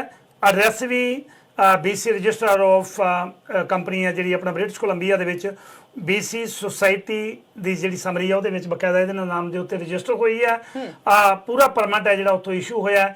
ਜੇ ਵਰਕ ਪਰਮਿਟ ਗੁਰਸਿੱਖ ਟੈਂਪਲ ਤੇ ਸਿੱਖ ਹੈਰੀਟੇਜ ਮਿਊਜ਼ੀਅਮ ਸੁਸਾਇਟੀ ਤੋਂ ਹੋਇਆ ਹੈ, ਕਿ ਜਿਹੜੇ ਤੁਹਾਨੂੰ ਚੈੱਕ ਮਿਲੇ ਨੇ, ਪੇਸਟਾਂ ਮਿਲੀਆਂ ਨੇ, ਉਹ ਇਸੇ ਸੁਸਾਇਟੀ ਤੋਂ ਸੀ ਜਾਂ ਕਿਸੇ ਹੋਰ ਦੀਆਂ? ਤੁਸੀਂ ਪਹਿਲਾਂ ਵੀ ਜ਼ਿਕਰ ਕੀਤਾ, ਮੈਂ ਥੋੜਾ ਜਿਹਾ ਕਲੀਅਰ ਕਰਨਾ ਚਾਹੁੰਦਾ ਜੀ। ਸੇਮ ਸੁਸਾਇਟੀ ਦੀਆਂ, ਸੇਮ ਐਡਰੈਸ ਜੋ ਮੇਰੇ ਵਰਕ ਪਰਮਿਟ ਤੇ ਲਿਖਿਆ, ਸੇਮ ਸੁਸਾਇਟੀ ਦੀਆਂ ਹੈ ਜੀ। ਨਹੀਂ, ਫਿਰ ਨਾਲੇ ਤੁਸੀਂ, ਮੈਂ ਇਸ ਕਰਕੇ ਕਲੀਅਰ ਕਰਨਾ ਹੈ, ਨਾਲੇ ਤੁਸੀਂ ਪਹਿਲਾਂ ਕਿਹਾ ਕਿ ਮੈਨੂੰ ਜਿਹੜੇ ਆ ਰਹੇ ਸੀ ਪੇਜ ਤਾਂ ਕਿਸੇ ਹੋਰ ਪਾਸਿਓਂ ਆ ਰਹੇ ਸੀ। ਨਹੀਂ ਜੀ, ਨਾਮ ਤਾਂ ਗੁਰਦੁਆਰੇ ਦਾ ਨਾ ਦੇਖੋ, ਉੱਪਰ ਤੁਸੀਂ ਦੇਖੋ। ਓਕੇ, ਨਾਮ ਸੇਮ, ਵਰਕ ਪਰਮਿਟ ਦੇ ਮੇਰੇ ਐਡਰੈਸ ਦੇਖੋ ਸੇਮ। ਹੋਰ ਕਿੱਥੋਂ ਆਣਗੀਆਂ? ਆਈਆਂ ਤੇ ਇਹਨਾਂ ਕੋਲ ਹੀ ਆਈਆਂ ਨਾ, ਗੁਰਦੁਆਰੇ ਤੇ। ਪਰ ਤੁਸੀਂ ਕਹਿ ਰਹੇ ਹੋ ਕਿ ਸਨ ਜਾਲੀ। ਹਾਂਜੀ ਬਿਲਕੁਲ। ਇਹ ਤੁਹਾਨੂੰ ਕਿਵੇਂ ਪਤਾ ਲੱਗਾ ਕਿ ਜਾਲੀ ਨੇ? ਇਹ ਜਦੋਂ ਮੇਰੇ ਅਕਾਊਂਟ ਦੇ ਵਿੱਚ ਥਰਡ ਪਾਰਟੀ ਦੇ ਨਾਮ ਤੇ ਸੈਲਰੀ ਆਈ ਹੈ। ਓਕੇ ਜੀ, ਅਕਾਊਂਟ ਦੇ ਵਿੱਚ ਥਰਡ ਪਾਰਟੀ ਦੇ ਨਾਮ ਤੇ ਸੈਲਰੀ ਆਈ ਹੈ, ਫੇਰ ਡਾਊਟ ਪਿਆ ਇਹਨਾਂ ਨੂੰ। ਤੇ ਫਿਰ ਤੁਸੀਂ ਸਾਰਿਆਂ ਤੋਂ ਪਹਿਲਾਂ ਕਿਹਦੇ ਨਾਲ ਗੱਲ ਕੀਤੀ ਇਹਦੇ ਬਾਰੇ ਵੀ ਮੇਰੇ ਕੋ ਆ ਜਿਹੜੀ ਇੱਕ ਸੈਲਰੀ ਆਈ ਆ ਇਹ ਥਰਡ ਪਾਰਟੀ ਨੇ ਮੇਰੇ ਅਕਾਊਂਟ ਵਿੱਚ ਰੱਖੀ ਆ, ਤੇ ਗੱਲ ਤਾਂ ਮੇਰੀ ਤੁਹਾਡੇ ਨਾਲ ਹੋਈ ਆ, ਤੇ ਮੈਨੂੰ ਪੇ ਸਟੱਬ ਇਧਰੋਂ ਕਿਉਂ ਆਈ ਆ? ਕਿਹਦੇ ਨਾਲ ਤੁਸੀਂ ਕੀਤੀ? ਕਪੂਰ ਹੋਣਾ ਨਾਲ ਗੱਲ ਕੀਤੀ ਕਿ ਜਾਂ ਤੁਸੀਂ ਜਤਿੰਦਰ ਸਿੰਘ ਹੈਪੀ ਹੋਣਾ ਨਾਲ ਗੱਲ ਕੀਤੀ? ਮੈਂ ਵੀ ਤੁਹਾਨੂੰ ਦੱਸਾਂ ਜੀ, ਜਦੋਂ ਮੇਰਾ ਇਹ ਗੱਲ ਜਦੋਂ ਮੈਨੂੰ ਲੱਗਾ ਪਤਾ ਸਾਰਾ ਕੁਝ ਹਨਾ ਕਿ ਮੇਰੇ ਨਾਲ ਇਦਾਂ ਹੋ ਚੁੱਕਾ ਵੇ, ਸਾਰਾ ਕੁਝ ਫਰੋਡ ਹੋ ਚੁੱਕਾ ਵੇ। ਇੱਥੇ ਭਾਜੀ ਕੋਲ ਕੋਈ ਬੰਦਾ ਕੰਮ ਕਰਦਾ ਸੀ, ਉੱਪਰ ਇਹਨਾਂ ਦੇ ਰੈਨੋਵੇਸ਼ਨ ਦਾ ਕੰਮ ਹੋ ਰਿਹਾ ਸੀਗਾ ਜੀ, ਤੇ ਭਾਜੀ ਨੇ ਉਹਨਾਂ ਨਾਲ ਵੈਸੇ ਗੱਲ ਕਰਤੀ ਕਿ ਇਦਾਂ ਦਾ ਯਾਰ ਸਾਡੇ ਕੋਲ ਬੰਦਾ ਆਇਆ ਤੇ ਇੱਥੇ ਰਹਿੰਦਾ ਸਾਡੇ ਕੋਲ, ਉਹਨਾਂ ਇਦਾਂ ਫਰੋਡ ਹੋਇਆ। ਉਹ ਬੰਦਾ ਇਹਨਾਂ ਨੂੰ ਜਾਣਦਾ ਸੀ, ਇਸ ਕਮੇਟੀ ਦੇ ਮੈਂਬਰਾਂ ਨੂੰ ਸਾਰਿਆਂ ਨੂੰ। ਓਕੇ, ਇਹਨਾਂ ਨੇ ਗੱਲ ਕੀਤੀ, ਇੱਕ ਮੁੰਡਾ ਸੀ ਰਾਜੂ, ਹਾਂਜੀ, ਉਹਦੇ ਨਾਲ ਗੱਲਬਾਤ ਕੀਤੀ ਸੀ, ਤੇ ਉਹ ਉਸੇ ਦਿਨ ਹੀ ਮੇਰੇ ਕੋਲ ਆ ਗਏ ਸ਼ਾਮ ਨੂੰ। ਹਾਂਜੀ, ਕਿ ਭਾਜੀ ਘਰ ਨਾਲ ਕੀ ਹੋਇਆ ਤਾਂ ਸਾਨੂੰ ਦੱਸੋ। ਜਦੋਂ ਉਹਨਾਂ ਨਾਲ ਮੈਂ ਗੱਲਬਾਤ ਕੀਤੀ, ਉਹਨਾਂ ਨੇ ਗੱਲਬਾਤ ਕੀਤੀ ਰਣਜੀਤ ਸੰਧੂ ਤੇ ਗਰੇਵਾਲ ਹੋਣਾ ਨਾਲ। ਓਕੇ, ਗੁਰਦੁਆਰਾ ਸਾਹਿਬ ਦੇ ਮੈਂਬਰ ਨੇ ਉਹ, ਮੈਂਬਰ ਜਿਹੜੇ ਹੈਗੇ ਮੌਜੂਦਾ ਮੈਂਬਰ, ਉਹਨਾਂ ਦਾ ਵੀ ਵਿੱਚੇ ਨਾਮ ਇਸ ਟਾਈਮ ਗੁਰਸਿੱਖ ਸੁਸਾਇਟੀ ਦੇ ਵਿੱਚ ਉਹਨਾਂ ਦਾ ਨਾਮ ਵੀ ਵਿੱਚੇ ਹੈਗਾ ਵੇ ਜੀ। ਠੀਕ ਹੈ, ਮੈਨੂੰ ਉਦੋਂ ਨਹੀਂ ਪਤਾ ਸੀ ਉਸ ਬਾਰੇ ਕਿ ਇਦਾਂ ਹੈਗਾ ਇਹਨਾਂ ਦਾ ਨਾਮ। ਮੈਨੂੰ ਤਾਂ ਹੈਪੀ ਬਾਰੇ ਪਤਾ ਸੀਗਾ ਜੀ। ਚਲੋ ਜਦੋਂ ਇਹਨਾਂ ਨਾਲ ਗੱਲਬਾਤ ਕਰਕੇ ਜਦੋਂ ਇਹ ਮੇਰੇ ਕੋਲ ਉਹ ਗਏ, ਫਿਰ ਅਗਲੇ ਦਿਨ ਹੀ ਉਹਨਾਂ ਦਾ ਫੋਨ ਆ ਗਿਆ ਕਿ ਤੂੰ ਸਾਨੂੰ ਮਿਲ। ਇਹ ਮੈਨੂੰ ਆਪਣੇ ਇੱਥੋਂ ਮੇਰੇ ਘਰੋਂ ਲੈ ਕੇ ਤੇ ਗੁਰਦੁਆਰੇ ਦੇ ਬਾਹਰ ਜਦੋਂ ਇਹਨਾਂ ਨੇ ਬਿਠਾ ਕੇ ਮੈਨੂੰ ਪੁੱਛਿਆ ਇਹਨਾਂ ਨੇ, ਤੇ ਜਦੋਂ ਇਹਨਾਂ ਨੂੰ ਮੈਂ ਪੇ ਸਟੱਬ ਦਿਖਾਈਆਂ, ਵਰਕ ਪਰਮਿਟ ਦਿਖਾਇਆ, ਜਦੋਂ ਇਹਨਾਂ ਨੂੰ ਮੈਂ ਸਾਰਾ ਕੁਝ ਦਿਖਾਇਆ, ਤੇ ਇਹ ਕਹਿੰਦੇ ਸਾਡੀ ਇਹ ਗੁਰਦੁਆਰੇ ਦੀ ਸੁਸਾਇਟੀ ਪੇ ਸਟੱਬ ਅਕਾਊਂਟ ਹੀ ਹੈ ਨਹੀਂ ਇਸ ਗੁਰੂ ਘਰ ਦਾ ਸਾਡੇ। ਵਾਓ। ਤੇ ਮੈਂ ਕਿਹਾ ਜੇ ਗੁਰੂ ਘਰ ਦਾ ਅਕਾਊਂਟ ਨਹੀਂ ਹੈਗਾ ਤੇ ਤੁਹਾਡੇ ਬੰਦੇ ਨੇ ਹੈਪੀ ਨੇ, ਜਤਿੰਦਰ ਸਿੰਘ ਗਿੱਲ ਨੇ ਆ ਮੈਨੂੰ ਪੇ ਸਟੱਬਾਂ ਦਿੱਤੀਆਂ ਤੇ ਇਹ ਫੇਕ ਹੈ? ਕਹਿੰਦੇ ਹਾਂਜੀ ਫੇਕ ਹੈ। ਵਾਓ। ਉਹਨਾਂ ਨੂੰ ਜਦੋਂ ਮੈਂ ਆਪਣਾ ਪੱਖ ਰੱਖਿਆ, ਉਹਨਾਂ ਨੂੰ ਗੱਲ ਕੀਤੀ, ਉਹਨਾਂ ਨੇ ਵੀ ਮੇਰੀ ਕੋਈ ਗੱਲ ਨਹੀਂ ਸੁਣੀ ਕਿਉਂਕਿ ਉਹ ਵੀ ਉਹਨਾਂ ਵਿੱਚ ਇਨਵੋਲਵ ਸੀਗੇ, ਤੇ ਉਹਨਾਂ ਨੇ ਵੀ ਵਿੱਚ ਬਸ ਗੋਲ-ਮੋਲ ਗੱਲ ਕਰਤੀ ਮੈਨੂੰ। ਬਸ ਤੇਰਾ ਅਸੀਂ ਕੋਈ ਨਹੀਂ, ਅਸੀਂ ਤੇਰੀ ਸੈਟਿੰਗ ਕਰਾਂਗੇ, ਤੂੰ ਗੱਲ ਕਿਸੇ ਨੂੰ ਨਾ ਕਰ, ਬਾਹਰ ਨਾ ਗੱਲ ਕਰ, ਅਸੀਂ ਤੇਰਾ ਸਾਰੀ ਹੈਲਪ ਕਰਾਂਗੇ। ਤੇ ਕਿੰਨੇ ਪੈਸੇ ਤੁਹਾਡੇ ਤੋਂ ਹੋਰ ਮੰਗੇ ਜਾ ਰਹੇ ਹੈਗੇ ਆ? $10,000 ਮੰਗ ਰਹੇ ਸੀ ਮੇਰੀ ਵਾਈਫ ਦਾ ਵਰਕ ਪਰਮਿਟ ਕਰਾਉਣ ਲਈ। ਤੇ ਟੋਟਲ ਉਹ ਤੇ ਵੈਸੇ ਤੁਹਾਡੀ ਵਾਈਫ ਦਾ ਪਰਮਿਟ, ਜੇ ਤੁਹਾਡੇ ਕੋਲ ਵਰਕ ਪਰਮਿਟ ਹੈਗਾ ਕੈਨੇਡਾ ਦੇ ਵਿੱਚ, ਤੇ ਤੁਹਾਡੀ ਵਾਈਫ ਨੂੰ ਤਾਂ ਮੇਰੇ ਖਿਆਲ $80-90 ਫੀਸ ਲੱਗਦੀ ਆ, ਤੇ ਉਹ ਤੇ ਤੁਸੀਂ ਖੁਦ ਵੀ ਭਰ ਸਕਦੇ। ਓਪਨ ਵਰਕ ਪਰਮਿਟ ਉਹ ਲਵਾ ਕੇ ਦੇਣਾ ਉਹਨਾਂ ਦਾ ਫਰਜ਼ ਆ। $100 ਫੀਸ ਹੁੰਦੀ। ਮੈਂ ਜਦੋਂ ਇਹਨਾਂ ਕੋਲ ਪੇ ਸਟੱਬ ਜਿਹੜੀਆਂ ਮੇਰੀ ਰੋਕ ਕੇ ਬੈਠ, ਕਿਉਂਕਿ 3 ਪੇ ਸਟੱਬ ਚਾਹੀਦੀਆਂ ਉਹਦੇ ਲਈ। ਓਕੇ। ਇਹਨਾਂ ਨੇ ਮੈਨੂੰ ਖੁਦ ਮੈਨੂੰ ਕਿਹਾ ਸੀਗਾ ਕਿ 3 ਪੇ ਸਟੱਬਾਂ ਤੂੰ ਲਾਏਗਾ ਤੇ ਉਹ 3 ਪੇ ਸਟੱਬਾਂ ਦੇ ਨਾਲ ਤੇਰੀ ਵਾਈਫ ਦਾ ਵਰਕ ਪਰਮਿਟ ਹੋਏਗਾ। ਤੇ ਉਸ ਕਰਕੇ ਜਦੋਂ ਮੈਨੂੰ ਇਹਨਾਂ ਨੇ 2 ਪੇ ਸਟੱਬ ਦਿੱਤੀਆਂ, ਮਾਰਚ ਅਪ੍ਰੈਲ ਦੀ ਔਰ ਫਰਵਰੀ ਦੀ, ਜਦੋਂ ਇਹਨਾਂ ਨੇ ਪੇ ਸਟੱਬ ਮੈਨੂੰ ਦੇਣ ਤੋਂ ਮਨਾ ਕੀਤਾ ਤੇ ਉਹਦੇ ਮੇਰੇ ਤੋਂ ਪੈਸੇ ਮੰਗੇ $10,000। ਤੇ ਫਿਰ ਮੈਂ ਕਿਹਾ ਮੈਂ ਤਾਂ ਤੁਹਾਡੇ ਨਾਲ ਆਲਰੇਡੀ ਇੰਨੇ ਪੈਸੇ ਦੇ ਚੁੱਕਾ ਤੇ ਮੈਂ $10,000 ਨਹੀਂ ਦੇ ਸਕਦਾ। ਅੱਛਾ ਪ੍ਰਭਜੋਤ ਜੀ, ਤੁਹਾਡੀ ਗੱਲ ਹੋਈ ਸੀ 42,000 ਕੈਨੇਡੀਅਨ ਡਾਲਰ ਦੇ ਕੇ ਪੱਕੇ ਹੋਣ ਦੀ, ਟੋਟਲ ਸਟਾਰਟਿੰਗ ਤੋਂ ਲੈ ਕੇ ਪੀਆਰ ਤੱਕ ਜੀ। ਤੇ ਤੁਸੀਂ ਇਹ ਗੱਲ ਤੁਹਾਨੂੰ ਸੰਦੀਪ ਹੋਣਾ ਨੇ 45 ਤੋਂ ਬਾਰਗਨ ਕਰਕੇ 42,000 ਤੇ ਡਨ ਹੋ ਗਈ। ਸੋ ਤੁਸੀਂ 4,000 ਇਹਨਾਂ ਨੂੰ ਪਹਿਲਾਂ ਦੇ ਦਿੱਤਾ। ਹਾਂਜੀ। ਤੇ 26,000 ਇਹਨਾਂ ਨੂੰ ਫੇਰ ਦੇ ਦਿੱਤਾ। ਨਹੀਂ 22,000 ਬਾਅਦ ਚ ਦਿੱਤਾ ਮੈਂ। 22,000 ਬਾਅਦ $4,000 ਆਲਰੇਡੀ ਉਹਨੂੰ ਉਧਰ ਚਲਾ ਗਿਆ ਉਹਨਾਂ ਕੋਲੋਂ ਜੀ, ਤੇ $22,000 ਬਾਅਦ ਚ ਇਹਨਾਂ ਨੂੰ ਦਿੱਤਾ। ਸੋ ਟੋਟਲ ਤੁਸੀਂ $26,000 ਦਿੱਤਾ ਇਹਨਾਂ ਨੂੰ। ਹਾਂਜੀ। ਤੇ ਜਿਹੜਾ ਬਾਕੀ ਪਿੱਛੇ ਬਚਦਾ ਸੀ 42 ਚੋਂ, ਉਹ ਕਿਵੇਂ ਦੇਣੀਆਂ ਸੀ ਤੁਸੀਂ ਪੇਮੈਂਟ? ਉਹ ਤਾਂ ਮੈਂ ਤਾਂ ਦੇਣੀਆਂ ਸੀ, ਤੇ ਮੇਰੀ ਵਾਈਫ ਕੰਮ ਕਰਦੀ, ਮੈਂ ਗੁਰਦੁਆਰੇ ਕੰਮ ਕਰਦਾ ਹੁੰਦਾ ਜੀ, ਤੇ ਉਹ ਫਿਰ ਪੈਸੇ ਨੋਰਮਲੀ ਫਿਰ ਜੇ ਅਗਰ ਇਹਨਾਂ ਨੇ ਮੇਰੇ $22 ਦੇ ਘੰਟੇ ਦੇ ਹਿਸਾਬ ਨਾਲ ਮੇਰੀ ਸੈਲਰੀ ਲਾਈ ਸੀਗੀ, ਉਸ ਹਿਸਾਬ ਨਾਲ ਮੈਂ ਕੰਮ ਕਰਦਾ 3,000 ਮਹੀਨੇ ਦਾ ਡਾਲਰ ਦਾ ਮੇਰਾ ਬਣਦਾ ਹੋਇਆ, ਤੇ ਉਹ ਤਾਂ ਮੈਂ 6-7 ਮਹੀਨੇ ਚ ਕਮਾ ਕੇ ਇਹਨਾਂ ਨੂੰ ਪੈਸੇ ਦੇ ਸਕਦਾ ਸੀਗਾ। ਪਰ ਤੁਸੀਂ ਇਹ ਗੱਲ ਉਹਨਾਂ ਨਾਲ ਕਮਿਟਮੈਂਟ ਹੋਈ ਸੀ ਕਿ ਬਾਕੀ ਜਿਹੜੇ 26,000 ਦੇ ਦਿੱਤੇ ਆ, 16,000 ਪੀਆਰ ਮਿਲਣ ਵੇਲੇ ਦਿੱਤੇ ਜਾਣਗੇ, ਇਹ ਕਮਿਟਮੈਂਟ ਹੋਈ ਸੀ ਤੁਹਾਡੀ? ਬਿਲਕੁਲ ਹਾਂਜੀ। ਓਕੇ, ਸੋ 16,000 ਹੈ ਜਿਹੜਾ ਉਹ ਬਾਅਦ ਦੇ ਵਿੱਚ ਦੇਣਾ ਸੀ ਪੀਆਰ ਮਿਲਣ ਤੋਂ ਬਾਅਦ। ਪਰ ਜਿਹੜੀਆਂ 2 ਪੇ ਸਟੱਬ ਮਿਲੀਆਂ, 3 ਪੇ ਸਟੱਬ ਚਾਹੀਦੀਆਂ ਨੇ ਤੁਹਾਨੂੰ ਆਪਣੀ ਵਾਈਫ ਦੇ ਲਈ ਓਪਨ ਵਰਕ ਪਰਮਿਟ ਲੈਣ ਦੇ ਲਈ, ਸੋ ਉਹ ਦੋਨੇ ਪੇ ਸਟੱਬ ਹੀ ਗਲਤ ਸਨ। ਤੀਜੀ ਦਿੱਤੀ ਨਹੀਂ, ਉਹ ਰੋਕ ਕੇ ਇਸ ਕਰਕੇ ਬੈਠੇ ਰਹੇ ਕਿ ਜਿੰਨਾ ਚਿਰ 10,000 ਨਹੀਂ ਦਿੰਦੇ ਉਹਨਾਂ ਚਿਰ ਅਸੀਂ ਤੁਹਾਡਾ ਗੱਲ ਨਹੀਂ ਕਰਾਂਗੇ। ਸੋ 16 ਹੱਲੇ ਖੜਾ ਆ ਜਿਹੜਾ ਪੀਆਰ ਤੋਂ ਬਾਅਦ ਦੇਣਾ, ਇਹ 10,000 ਵਾਈਫ ਦੇ ਵਰਕ ਪਰਮਿਟ ਲਈ। ਪਰ ਤੁਸੀਂ ਜਦੋਂ ਦੱਸਿਆ ਸੀ ਕਿ ਤੁਹਾਡੀ ਵਾਈਫ ਤੇ ਬੱਚੀਆਂ ਨਾਲ ਆਈਆਂ, ਉਦੋਂ ਇਹਨਾਂ ਨੇ ਕੋਈ ਇਹੋ ਜਿਹਾ ਜ਼ਿਕਰ ਕੀਤਾ ਸੀ ਵੀ ਅਸੀਂ ਵਾਈਫ ਦੇ ਵਰਕ ਪਰਮਿਟ ਦੇ ਸੈਪਰੇਟ ਪੈਸੇ ਲੈਣੇ ਆ?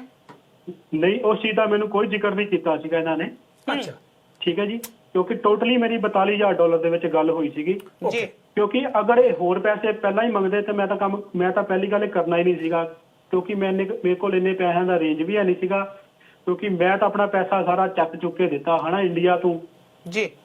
ਅੱਛਾ, ਇੱਥੇ ਥੋੜਾ ਜਿਹਾ ਰੁਕੋ, ਇੱਕ ਬੜਾ ਗੰਭੀਰ ਸਵਾਲ ਹੈ। ਹਾਂਜੀ। ਤੁਸੀਂ ਕਹਿ ਰਹੇ ਹੋ ਕਿ ਮੀਡੀਆ ਦੇ ਵਿੱਚ ਜ਼ਿਕਰ ਕੀਤਾ ਤੁਸੀਂ, ਔਰ ਤੁਸੀਂ ਡਾਕੂਮੈਂਟਸ ਦੇ ਵਿੱਚ ਵੀ ਜ਼ਿਕਰ ਕੀਤਾ ਹੈ ਕਿ ਮੇਰੇ ਤੋਂ ਕਿਸੇ ਪੇਪਰ ਦੇ ਉੱਤੇ ਸਾਈਨ ਕਰਵਾਏ ਗਏ। ਇਹ ਪੇਪਰ ਦੇ ਉੱਤੇ ਸਾਈਨ ਕਾਹਦੇ ਕਰਵਾਏ ਗਏ, ਕਦੋਂ ਕਰਵਾਏ ਗਏ, ਕਿੱਥੇ ਕਰਵਾਏ ਗਏ ਤੇ ਕਿਹਨੇ ਕਰਵਾਏ ਤੇ ਕਿਉਂ ਕਰਵਾਏ ਜੀ? ਜਦੋਂ ਤੁਹਾਨੂੰ ਦੱਸਿਆ ਸੀਗਾ ਮੈਂ ਗਿਆ ਸੀਗਾ, ਕੈਲਗਰੀ ਗਿਆ ਸੀਗਾ ਜੀ ਜੀ। ਠੀਕ ਹੈ ਜੀ।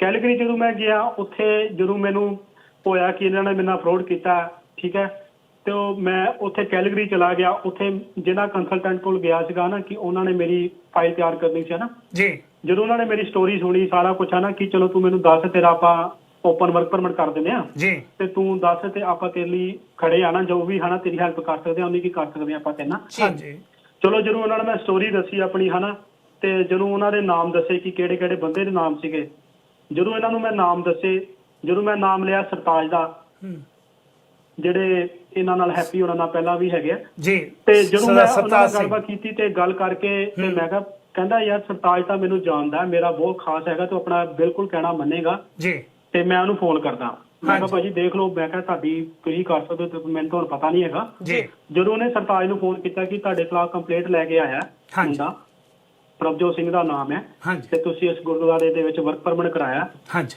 ਉਹਨੇ ਕਿਹਾ ਕਿ ਨਹੀਂ ਤੁਸੀਂ ਇਹਨੂੰ ਪਲੀਜ਼ ਇਹਨੂੰ ਕਹੋ ਕਿ ਤੂੰ ਨਾ ਕੰਪਲੇਂਟ ਕਰ ਤੇ ਤੂੰ ਸਾਡੇ ਕੋਲ ਵਾਪਸ ਆ ਜਾ ਇੱਥੇ ਤੇ ਅਸੀਂ ਤੇਰਾ ਵਰਕ ਪਰਮਿਟ ਆਹੀ ਤੇਰਾ ਸਾਰਾ ਕੁਝ ਕਰਾਂਗੇ ਕੰਮ ਤੈਨੂੰ ਸਾਰੀ ਜੋਬ ਵੀ ਦਵਾਂਗੇ ਤੇ ਸਾਰਾ ਕੁਝ ਕਰਾਂਗੇ ਮੈਂ ਚਲੋ ਇਹਨਾਂ ਦਾ ਕਹਿਣਾ ਮੰਨ ਕੇ ਮੈਂ ਕਿਹਾ ਭਾਜੀ ਅਗਰ ਤੁਸੀਂ ਕਹਿੰਦੇ ਹੋ ਤੇ ਮੈਂ ਚੱਲ ਜਾਣਾ ਵਾ ਜੀ ਠੀਕ ਹੈ ਚਲੋ ਮੈਂ ਵਾਪਸ ਆਇਆ ਇਹਨਾਂ ਦਾ ਕਹਿਣਾ ਮੰਨ ਕੇ ਜਦੋਂ ਆ ਕੇ ਅਗਲੇ ਦਿਨ ਹੈਪੀ ਮੈਨੂੰ ਲੈ ਕੇ ਗਿਆ ਮੈਨੂੰ ਪਹਿਲਾਂ ਤਾਂ ਕਹਿੰਦਾ ਸੀ ਕਿ ਆਪਾਂ ਜੀਐਸ ਕਪੂਰ ਨੂੰ ਉਹਦੀ ਕੰਪਲੇਂਟ ਕਰਨੀ ਆਪਾਂ ਉੱਥੇ ਮਿਲਣਾ ਇਹਨੂੰ ਅੱਛਾ ਠੀਕ ਹੈ ਜੀ ਚਲੋ ਮੈਂ ਇਹਦੇ ਨਾਲ ਚਲਾ ਗਿਆ ਮੈਂ ਫਿਰ ਜਦੋਂ ਗਰੇਵਾਲ ਸੰਧੂ ਨੂੰ ਕੀਤਾ ਮੈਂ ਕਿਹਾ ਭਾਜੀ ਮੈਂ ਇਹਦੇ ਨਾਲ ਏਦਾਂ ਮੈਂ ਜਾਣਾ ਨਹੀਂ ਹੈਗਾ ਕਿਉਂਕਿ ਮੈਨੂੰ ਜੀਐਸ ਕਪੂਰ ਨੇ ਵੀ ਗਾਲਾਂ ਕੱਢੀਆਂ ਇਹਨੇ ਵੀ ਮੈਨੂੰ ਥ੍ਰੈਟ ਕੀਤਾ ਹੋਇਆ ਹੈਪੀ ਨੇ ਜੀ ਤੇ ਮੈਂ ਨਹੀਂ ਇਹਨਾਂ ਨਾਲ ਜਾਣਾ ਇਕੱਲੇ ਨੇ ਕਿਉਂਕਿ ਮੈਨੂੰ ਡਰ ਹੈਗਾ ਕਿ ਮੇਰੇ ਨਾਲ ਕੁਝ ਹੈਪਨ ਨਾ ਕਰਨ ਉੱਥੇ ਜੀ ਅੱਛਾ ਜੀ ਚਲੋ ਮੈਂ ਜਦੋਂ ਇਹਨਾਂ ਨੇ ਗੱਲਬਾਤ ਕੀਤੀ ਤੇ ਉਹ ਗਰੇਵਾਲ ਸੰਧੂ ਕਹਿੰਦਾ ਕਿ ਨਹੀਂ ਤੂੰ ਡਰਨਾ ਅਸੀਂ ਵੀ ਤੇਰੇ ਨਾਲ ਚੱਲਾਂਗੇ ਜਿਹੜਾ ਖਜ਼ਾਨਚੀ ਹੈਗਾ ਉਹ ਵੀ ਤੇਰੇ ਨਾਲ ਚੱਲਾਂਗੇ ਰਣਜੀਤ ਸਾਰੇ ਚੱਲਾਂਗੇ ਅਸੀਂ ਤੇਰੇ ਨਾਲ ਤੂੰ ਡਰਨਾ ਮੈਂ ਕਿਹਾ ਚਲੋ ਠੀਕ ਹੈ ਅਗਰ ਤੁਸੀਂ ਜਾ ਰਹੇ ਹੋ ਤੇ ਮੈਂ ਫਿਰ ਤਿਆਰ ਹਾਂ ਕਿਉਂਕਿ ਉਸ ਟਾਈਮ ਮੈਨੂੰ ਪਤਾ ਨਹੀਂ ਸੀਗਾ ਕਿ ਇਹ ਬੰਦੇ ਉਸਦੇ ਵਿੱਚ ਹੈਗੇ ਜਾਂ ਨਹੀਂ ਹੈਗੇ ਜੀ ਚਲੋ ਜਦੋਂ ਮੈਂ ਇਹਨਾਂ ਨਾਲ ਅਗਲੇ ਦਿਨ ਹੈਪੀ ਆ ਮੈਨੂੰ ਲੈਣ ਇੱਥੇ ਆਪਣੇ ਕੋਲੋਂ ਮੇਰੇ ਘਰੋਂ ਤੇ ਇਹਨੂੰ ਮੈਂ ਐਡਰੈਸ ਸੈਂਡ ਕੀਤਾ ਇਹਨੂੰ ਤੇ ਇਹ ਆ ਗਿਆ ਮੇਰੇ ਕੋਲ ਇੱਥੇ ਆ ਕੇ ਤੇ ਮੈਨੂੰ ਕਹਿੰਦਾ ਤੇ ਆ ਚੱਲਦੇ ਆ ਮੈਂ ਫਿਰ ਚਲੋ ਤੁਰ ਪਿਆ ਇਹਦੇ ਨਾਲ ਜਦੋਂ ਥੋੜੇ ਕਿ ਦੂਰ ਗਏ ਮੈਂ ਕਿਹਾ ਤੇ ਉਹ ਰਣਜੀਤ ਸੰਧੂ ਹੋਣੇ ਤੇ ਗਰੇਵਾਲ ਉਹ ਕਿਉਂ ਨਹੀਂ ਆਏ ਜੀ ਕਹਿੰਦਾ ਉਹਨਾਂ ਨੇ ਨਹੀਂ ਆਣਾ ਆਪਾਂ ਵਕੀਲ ਨੂੰ ਮਿਲਣਾ ਓਕੇ ਇਹ ਜਤਿੰਦਰ ਸਿੰਘ ਹੈਪੀ ਤੁਹਾਨੂੰ ਕਹਿ ਰਹੇ ਤੁਹਾਨੂੰ ਨਾਲ ਲੈ ਕੇ ਗਿਆ ਜਦੋਂ ਵਕੀਲ ਨੂੰ ਮਿਲਣਾ ਹਾਂਜੀ ਜਤਿੰਦਰ ਸਿੰਘ ਹੈਪੀ ਇਹ ਜਦੋਂ ਮੈਂ ਇਹਨਾਂ ਨਾਲ ਗਿਆ ਮੈਂ ਕਿਹਾ ਮੈਂ ਤਾਂ ਏਦਾਂ ਜਾਣਾ ਨਹੀਂ ਸੀ ਤੂੰ ਮੈਨੂੰ ਧੱਕੇ ਨਾਲ ਲੈ ਗਿਆ ਮੈਂ ਕਿਹਾ ਬਿਲਕੁਲ ਗਲਤ ਗੱਲ ਹੈ ਤੁਹਾਡੀ ਤੇ ਮੈਂ ਫਰੋਡ ਤਾਂ ਤੂੰ ਹੀ ਕੀਤਾ ਮੇਰੇ ਨਾਲ ਤੂੰ ਹੁਣ ਤੀਜੇ ਬੰਦੇ ਨੂੰ ਤੂੰ ਵਿੱਚੇ ਕਰੀ ਜਾਣਾ ਕਿ ਉਹਦੇ ਤੇ ਕੇਸ ਕਰਨਾ ਤੇ ਕੇਸ ਤਾਂ ਤੇਰੇ ਤੇ ਵੀ ਤਾਂ ਬਣਦਾ ਨਾ ਤੂੰ ਵੀ ਵਿੱਚ ਇਨਵੋਲਵ ਹੈਗਾ ਵਾਹ ਤੇ ਉਹ ਜਦੋਂ ਮੈਨੂੰ ਉੱਥੇ ਲੈ ਕੇ ਗਿਆ ਤੇ ਉੱਥੇ ਜਾ ਕੇ ਨੇ ਜਦੋਂ ਮਲਕੀਤ ਨੂੰ ਮਿਲਾਇਆ ਕਿਉਂਕਿ ਮਲਕੀਤ ਇਹ ਸਾਰੇ ਕੰਮ ਇਕੱਠੇ ਕਰਦੇ ਆ ਚਾਰੇ ਇੱਕੋ ਹੀ ਮਤਲਬ ਕਹਿਣ ਦਾ ਮਤਲਬ ਇਹਨਾਂ ਦੀ ਇੱਕੋ ਹੀ ਪਾਰਟੀ ਹੈ ਕੌਣ ਚਾਰੇ ਤੁਸੀਂ ਸਾਨੂੰ ਨਾਂ ਦੱਸ ਸਕਦੇ ਹੋ ਇਹਨਾਂ ਦੇ ਜੀ ਕੌਣ ਸੀ ਸਰਤਾਜ ਮਲਕੀਤ ਸਿੰਘ ਔਰ ਜਤਿੰਦਰ ਸਿੰਘ ਹੈਪੀ ਔਰ ਜੀਐਸ ਕਪੂਰ ਓਕੇ ਸੋ ਚਾਰ ਵਿਅਕਤੀ ਇਕੱਠੇ ਸੀ ਤੁਹਾਨੂੰ ਇਹ ਵਿਸ਼ਵਾਸ ਦਵਾ ਕੇ ਘਰੋਂ ਚੁੱਕਿਆ ਗਿਆ ਕਿ ਆਪਾਂ ਵਕੀਲ ਕੋਲ ਜਾਣਾ ਹੈ ਤੇ ਜਾ ਕੇ ਪਹੁੰਚੇ ਮਲਕੀਤ ਸਿੰਘ ਕੋਲ ਸਰਤਾਜ ਕੋਲ ਹਾਂਜੀ ਉੱਥੇ ਪਹੁੰਚੇ ਤੇ ਮੈਂ ਕਿਹਾ ਤੁਸੀਂ ਤਾਂ ਕਹਿੰਦੇ ਸੀ ਆਪਾਂ ਉਹਨੂੰ ਮਿਲਣਾ ਏਦਾਂ ਮਿਲਣਾ ਜੀ ਕਪੂਰ ਨੂੰ ਮਿਲਣਾ ਤੇ ਤੁਸੀਂ ਤਾਂ ਉਹਨੂੰ ਬੁਲਾਇਆ ਨਹੀਂ ਜੀ ਨਹੀਂ ਕਹਿੰਦਾ ਕੋਈ ਨਹੀਂ ਕਹਿੰਦਾ ਤੂੰ ਆਪਾਂ ਨਾ ਇਹਨੂੰ ਵਕੀਲ ਨਾਲ ਸਲਾਹ ਕਰਦੇ ਆ ਤੇ ਤੇਰਾ ਕੀ ਬਣ ਸਕਦਾ ਵੇ ਜੀ ਤੇ ਮੈਂ ਕਿਹਾ ਬਣ ਕੀ ਸਕਦਾ ਮੈਨੂੰ ਜੋਬ ਦੋ ਉੱਥੇ ਮੇਰਾ ਵਰਕ ਪਰਮਿਟ ਹੋਇਆ ਤੇ ਤੁਸੀਂ ਬਣਨਾ ਕੀ ਹੈਗਾ ਨਹੀਂ ਕਹਿੰਦਾ ਤੇਰਾ ਉੱਥੇ ਹੀ ਤੇਰਾ ਕੰਮ ਦਵਾਂਗੇ ਸਾਰਾ ਕੁਝ ਉੱਥੇ ਹੀ ਦਵਾਂਗੇ ਤੇ ਕੋਈ ਗੱਲ ਨਹੀਂ ਇਹਨੂੰ ਆਪਾਂ ਸਲਾਹ ਕਰਦੇ ਆ ਫਿਰ ਉਹਨੇ ਮਲਕੀਤ ਨੇ ਮੈਨੂੰ ਦੱਸਿਆ ਕਿ ਨਾਲ ਹੈਪੀ ਸੀਗਾ ਜੀ ਕਹਿੰਦਾ ਇਹਨੂੰ ਆਪਾਂ ਉੱਥੇ ਜੋਬ ਦੇ ਦਿੰਦੇ ਆ ਗੁਰੂ ਘਰ ਦੇ ਵਿੱਚ ਠੀਕ ਹੈ ਗੁਰੂ ਘਰ ਦੇ ਵਿੱਚ ਜੋਬ ਦਵਾਂਗੇ ਤੇ ਤੂੰ ਏਦਾਂ ਕਰੋ ਆਪਾਂ ਐਸ ਪੇਪਰ ਹੈਗੇ ਨੇ ਤੂੰ ਸਾਈਨ ਕਰ ਦੇ ਜੀ ਅੱਛਾ ਤੇ ਪੇਪਰ ਵੀ ਗੁਰੂ ਘਰ ਦੇ ਹੀ ਸੀਗੇ ਮੈਂ ਨਾਮ ਪੜਿਆ ਜਿਹੜਾ ਸੀਗਾ ਗੁਰਸਿੱਖ ਟੈਂਪਲ ਜਿਹੜੇ ਮੇਰੇ ਵਰਕ ਪਰਮਿਟ ਹੋਇਆ ਸੀਗਾ ਓਕੇ ਤੇ ਮੈਂ ਜਦੋਂ ਕਰਕੇ ਤੇ ਜਦੋਂ ਮੈਂ ਸਾਈਨ ਕਰਤੇ ਜੀ ਇਹਨਾਂ ਦੀ ਉਸੇ ਟਾਈਮ ਹੀ ਟਿਊਨ ਚੇਂਜ ਹੋ ਗਈ ਇੱਕ ਮਿੰਟ ਤੁਸੀਂ ਪੜ੍ਹੇ ਪੇਪਰ ਸਾਰੇ ਕਿ ਇਹ ਪੇਪਰਾਂ ਦੇ ਉੱਤੇ ਜਿਹੜੇ ਸਾਈਨ ਕਰ ਰਹੇ ਹੋ ਕਾਹਦੇ ਪੇਪਰ ਨੇ ਤੁਸੀਂ ਉਹਨੂੰ ਕਿਹਾ ਕਿ ਮੈਂ ਪੜ੍ਹਨ ਲੱਗਾ ਪੇਪਰ ਜਦੋਂ ਮੈਂ ਪੜ੍ਹਨ ਲੱਗਾ ਕਿ ਮੈਨੂੰ ਪੇਪਰ ਪੜ੍ਹਨ ਦਿਓ ਇਹਨਾਂ ਨੇ ਮੈਨੂੰ ਰਫਲੀ ਇੰਨਾ ਬੋਲੇ ਕਿ ਤੂੰ ਕਹਿੰਦਾ ਜੇ ਪੜ੍ਹਨਾ ਤੇ ਜਾ ਤੂੰ ਆਪਣਾ ਘਰੇ ਜਾ ਆਪਣਾ ਜਿੱਥੋਂ ਆ ਤੂੰ ਚੱਲ ਜਾ ਤੇ ਅਸੀਂ ਤੇਰਾ ਉਦੋਂ ਮੇਰੇ ਕੋਲ ਵਰਕ ਪਰਮਿਟ ਵੀ ਲੈ ਲਿਆ ਸੀ ਇਹਨਾਂ ਨੇ ਮੇਰਾ ਓਕੇ ਅੱਛਾ ਉਸ ਵੇਲੇ ਵਰਕ ਪਰਮਿਟ ਵੀ ਲੈ ਲਿਆ ਤੇ ਤੁਸੀਂ ਹੁਣੇ ਜ਼ਿਕਰ ਕੀਤਾ ਕਿ ਮੈਂ ਉੱਪਰਲੇ ਪਾਸੇ ਦੇਖਿਆ ਕਿ ਸਿੱਖ ਹੈਰੀਟੇਜ ਦਾ ਪੇਪਰ ਹੈ ਹਾਂਜੀ ਪਰ ਤੁਸੀਂ ਥੱਲੇ ਨਹੀਂ ਸੀ ਡਿਟੇਲਸ ਪਰ ਤੁਸੀਂ ਉਹਨੇ ਕਹਿ ਰਹੇ ਹੋ ਕਿ ਮੈਂ ਪੜ੍ਹਿਆ ਨਹੀਂ ਕਹਿ ਤਾਂ ਰਿਹਾ ਮੈਂ ਉੱਪਰ ਡਿਟੇਲ ਪੜ੍ਹ ਲਈ ਜਿਹੜੀ ਗੁਰਦੁਆਰੇ ਦੀ ਡਿਟੇਲ ਪੜ੍ਹ ਲਈ ਮੈਂ ਹਾਂ ਉਹ ਜਦੋਂ ਮੈਂ ਪੜ੍ਹਨ ਲੱਗਾ ਮੈਨੂੰ ਕਹਿੰਦੇ ਪੜ੍ਹਨਾ ਨਹੀਂ ਸਾਈਨ ਕਰ ਅਗਰ ਕਰਨੇ ਆ ਠੀਕ ਹੈ ਜਦੋਂ ਇਹ ਮੈਨੂੰ ਥ੍ਰੈਟ ਕਰਨ ਲੱਗੇ ਕਿਉਂਕਿ ਅੱਗੇ ਆਲਰੇਡੀ ਮੈਂ ਡਿਪਰੈਸ਼ਨ 'ਚ ਸੀਗਾ ਓਕੇ ਉਸ ਟਾਈਮ ਵਿੱਚ ਕਿਉਂਕਿ ਮੇਰਾ ਇਹਨਾਂ ਬਹੁਤ ਧੱਕਾ ਕਰ ਰਹੇ ਸੀਗੇ ਤੇ ਉਸ ਤੋਂ ਬਾਅਦ ਵੀ ਇਹਨਾਂ ਨੇ ਮੈਨੂੰ ਬੜਾ ਧੱਕਾ ਕੀਤਾ, ਜਦੋਂ ਮੇਰੇ ਤੋਂ ਸਾਈਨ ਕਰਾ ਲਏ ਮੈਨੂੰ ਰਫਲੀ ਬੜਾ ਬੋਲੇ ਕਿ ਤੂੰ ਇੱਥੋਂ ਨਿਕਲ ਜਾ, ਅਸੀਂ ਤਾਂ ਇੱਥੇ ਕਹਿੰਦਾ ਟੈਰਰਿਸਟ ਹੈਗੇ ਆ, ਅਸੀਂ ਤਾਂ ਗੋਲੀਆਂ ਚਲਾਈਆਂ ਤੇ ਤੂੰ ਕਿਹਨਾਂ ਨਾਲ ਪੰਗੇ ਲੈ ਰਿਹਾ ਜੀ। ਇੱਥੇ ਇੱਕ ਮਿੰਟ ਰੁਕੋ, ਇੱਥੇ ਸਵਾਲ ਬੜਾ ਵੱਡਾ ਪੈਦਾ ਹੁੰਦਾ ਹੈ। ਇਹ ਕਹਿ ਰਹੇ ਨੇ ਕਿ ਪੇਪਰਾਂ ਦੇ ਉੱਤੇ ਸਾਈਨ ਕਰਵਾ ਲੈ। ਜਦੋਂ ਮੈਂ ਜਤਿੰਦਰ ਸਿੰਘ ਹੈਪੀ ਨੂੰ ਐਬਸਪੋਰਟ ਦੇ ਵਿੱਚ ਮਿਲਿਆ, ਉਹ ਕਹਿੰਦੇ ਵੀ ਸਾਡਾ ਤਾਂ ਹੁਣ ਇੰਪਲਾਈਜ਼ ਨਹੀਂ ਰਿਹਾ। ਮੈਂ ਕਿਹਾ ਕਿਵੇਂ? ਕਹਿੰਦੇ ਆ ਦੇਖੋ ਵਰਕ ਪਰਮਿਟ ਤਾਂ ਇਹਨਾਂ ਦਾ ਬਰਮੀ ਤੋਂ ਇਸ਼ੂ ਹੋਇਆ ਬਾਅਦ ਦੇ ਵਿੱਚ, ਸਾਡਾ ਤਾਂ ਇੰਪਲਾਈਜ਼ ਹੈ ਨਹੀਂ। ਬਰਮੀ ਵਾਲਾ ਵਰਕ ਪਰਮਿਟ ਤੁਹਾਨੂੰ ਪਤਾ ਹੈ ਕਿ ਕਦੋਂ ਤੇ ਕਿਵੇਂ ਇਸ਼ੂ ਹੋਇਆ, ਉਹ ਕਿਹੜੀ ਕੰਪਨੀ ਦੇ ਅਧੀਨ ਹੋਇਆ, ਤੁਹਾਨੂੰ ਪਤਾ? ਮੈਨੂੰ ਇਸ ਬਾਰੇ ਕੁਝ ਨਹੀਂ ਪਤਾ ਜੀ। ਪਹਿਲੀ ਗੱਲ ਹੈ, ਜੇ ਮੈਨੂੰ ਕਹਿ ਰਿਹਾ ਮੇਰਾ ਆਲਰੇਡੀ ਵਰਕ ਪਰਮਿਟ ਹੋਇਆ ਗੁਰੂ ਘਰ ਦਾ, ਗੁਰਸਿੱਖ ਟੈਂਪਲ ਦਾ, ਓਕੇ, ਤੇ ਇਹਨਾਂ ਦੇ ਮਨ ਵਿੱਚ ਚੋਰ ਇਹੀ ਹੈਗੇ ਨੇ ਨਾ, ਕਿਉਂ ਇਹਨਾਂ ਨੇ ਮੇਰਾ ਵਰਕ ਪਰਮਿਟ ਕਿਉਂ ਚੇਂਜ ਕਰਾਇਆ ਉੱਥੇ? ਮੈਨੂੰ ਤਾਂ ਇਸ ਬਾਰੇ ਪਤਾ ਵੀ ਹੈ ਨਹੀਂ ਕਿ ਮੇਰਾ ਵਰਕ ਪਰਮਿਟ ਚੇਂਜ ਕਰਾਇਆ। ਨਹੀਂ ਬਕਾਇਦਾ ਜੀ ਮੈਨੂੰ ਉਹਨਾਂ ਨੇ ਵਰਕ ਪਰਮਿਟ ਦਿਖਾਇਆ। ਮੈਂ ਉਹਨਾਂ ਨੂੰ ਕਹਿ ਵੀ ਰਿਹਾ ਸੀ ਕਿ ਜਿਹੜੀ JS ਕਪੂਰ ਦੀ ਕੰਪਲੇਂਟ ਹੈ ਉਹਦੀ ਕਾਪੀ ਤੇ ਵਰਕ ਪਰਮਿਟ ਦੀ ਕਾਪੀ ਭੇਜ ਦਿਓ। ਮੇਰੇ ਕੋਲ ਤੱਕ ਪਹੁੰਚੀ ਨਹੀਂ, ਪਰ ਯੈਸ ਮੈਂ ਉਹਨਾਂ ਦੇ ਫੋਨ ਦੇ ਉੱਤੇ ਕਪੂਰ ਵਾਲੀ ਕੰਪਲੇਂਟ ਤਾਂ ਨਹੀਂ, ਪਰ ਇਹਨਾਂ ਦਾ ਵਰਕ ਪਰਮਿਟ ਇਹਨਾਂ ਦੇ ਨਾਮ ਦੇ ਉੱਤੇ ਮੈਂ ਬੜਾ ਹੈਰਾਨ ਆ ਕਿ ਉਹ ਵਰਕ ਪਰਮਿਟ ਕਿਵੇਂ ਆ ਗਿਆ, ਪਤਾ ਹੀ ਨਹੀਂ ਜਿਹੜੇ ਬੰਦੇ ਦੇ ਨਾਮ ਤੇ ਵਰਕ ਪਰਮਿਟ ਹੋ ਰਿਹਾ। ਇਹਦਾ ਮਤਲਬ ਹੈ ਫਿਰ ਇਹ ਤਾਂ ਫਿਰ ਆਪ ਹੀ ਚੋਰ ਨੇ ਨਾ। ਜਦ ਮੇਰਾ ਆਲਰੇਡੀ ਵਰਕ ਪਰਮਿਟ 2 ਸਾਲ ਦਾ ਪਿਆ, ਫਰਵਰੀ ਤੱਕ ਵਰਕ ਪਰਮਿਟ ਪਿਆ, ਤੇ ਇਹਨਾਂ ਦੇ ਮਨ ਦੇ ਵਿੱਚ ਚੋਰ ਸੀਗਾ ਤੇ ਇਹਨਾਂ ਨੇ ਕਿਉਂ ਮੇਰਾ ਵਰਕ ਪਰਮਿਟ ਚੇਂਜ ਕਰਾਇਆ ਉਸ ਚੀਜ਼ 'ਚ? ਵਾਓ। ਸੋ ਇਹਦਾ ਮਤਲਬ ਇਹ ਹੋਇਆ ਕਿ ਜਿਹੜੇ ਪੇਪਰ ਤੁਹਾਡੇ ਤੋਂ ਸਾਈਨ ਕਰਵਾਏ ਗਏ ਨੇ, ਹੋ ਸਕਦਾ ਹੈ ਉਹ ਗੁਰਸਿੱਖ ਟੈਂਪਲ ਤੋਂ ਸਿੱਖ ਹੈਰੀਟੇਜ ਤੋਂ ਬਦਲ ਕੇ ਕਿਸੇ ਹੋਰ ਪਾਸੇ ਕੀਤੇ ਗਏ ਹੋਣ। ਇਹ ਵੀ ਹੋ ਸਕਦਾ ਕੀਤੇ ਹੋਣਗੇ। ਅਗਰ ਇਹ ਸਾਰਾ ਕੁਝ ਫੇਕ ਕਰ ਸਕਦੇ ਆ, ਪੇਸ਼ ਸ਼ਬਦਾਂ ਫੇਕ ਬਣਾ ਸਕਦੇ ਆ, ਤੇ ਇਹਨਾਂ ਲਈ ਇੰਨੀ ਕਿ ਗੱਲਾਂ ਨੋਰਮਲੀ ਇਹਨਾਂ ਲਈ ਤਾਂ। ਅੱਛਾ, ਜਦੋਂ ਮੈਂ ਕੱਲ ਪ੍ਰਭਜੋਤ ਜੀ ਜਤਿੰਦਰ ਸਿੰਘ ਹੈਪੀ ਹੁਣਾਂ ਨਾਲ ਮੈਂ ਕੱਲ ਗੱਲ ਕੀਤੀ ਆ ਫੋਨ ਤੇ, ਔਰ ਉਹ ਕਹਿੰਦੇ ਕਿ ਮੈਨੂੰ ਮੇਰਾ ਨਾਂ ਲੈ ਕੇ ਮੈਨੂੰ ਫਸਾਇਆ ਜਾ ਰਿਹਾ, ਜਦ ਕਿ ਮੇਰਾ ਇਹੋ ਜਿਹਾ ਕੁਝ ਨਹੀਂ, ਮੈਂ ਤੇ ਉਸ ਇਨਸਾਨ ਦੀ ਮਦਦ ਕਰ ਰਿਹਾ ਸੀ। ਉਹਨਾਂ ਦੀਆਂ ਗੱਲਾਂ ਜਿਸ ਕਦਰ ਮੈਂ ਸੁਣੀਆਂ, ਮੈਂ ਵੀ ਬੜੇ ਲੰਬੇ ਸਮੇਂ ਤੋਂ ਇਹਨਾਂ ਨੂੰ ਜਾਣਦੀ ਹਾਂ ਔਰ ਬਹੁਤ ਰਿਸਪੈਕਟਫੁਲੀ ਗੱਲਬਾਤ ਕਰਦੇ, ਜਿੱਥੇ ਵੀ ਮਿਲਦੇ ਆ ਬਹੁਤ ਸਤਿਕਾਰ ਨਾਲ ਭੈਣ ਜੀ ਕਹਿ ਕੇ, ਝੁੱਕ ਕੇ, ਬੜਾ ਪਿਆਰ ਨਾਲ ਸਤਿਕਾਰ ਨਾਲ ਬੁਲਾਉਂਦੇ ਹੈਗੇ ਆ। ਪਰ ਉਹਨਾਂ ਦੀਆਂ ਗੱਲਾਂ ਜਿਵੇਂ ਕੁਲਦੀਪ ਸਿੰਘ ਹੁਣੀ ਦੱਸਦੇ ਆ, ਇਹਨਾਂ ਨੇ ਸੁਣੀਆਂ, ਅਸੀਂ ਸੁਣੀਆਂ, ਤੇ ਕਿਤੇ ਨਾ ਕਿਤੇ ਲੱਗਦਾ ਕਿ ਸ਼ਾਇਦ ਗੱਲ ਦੇ ਵਿੱਚ ਕੁਝ ਹੋ ਰਿਹਾ। ਪਰ ਇਸੇ ਲਈ ਅੱਜ ਅਸੀਂ ਤੁਹਾਨੂੰ ਲਿਆਏ ਸੀ ਕਿ ਤੁਸੀਂ ਦੁਨੀਆ ਦੇ ਸਾਹਮਣੇ, ਲੋਕਾਂ ਦੇ ਸਾਹਮਣੇ ਇਸ ਗੱਲ ਨੂੰ ਐਕਸਪਲੇਨ ਕਰੋ, ਕਿਉਂਕਿ ਅਸੀਂ ਦੋਨੇ ਪੱਖ ਸੁਣਨਾ ਚਾਹੁੰਦੇ ਸੀ ਪਰ ਉਹਨਾਂ ਨੇ ਆਪਣਾ ਪੱਖ ਨਹੀਂ ਰੱਖਿਆ।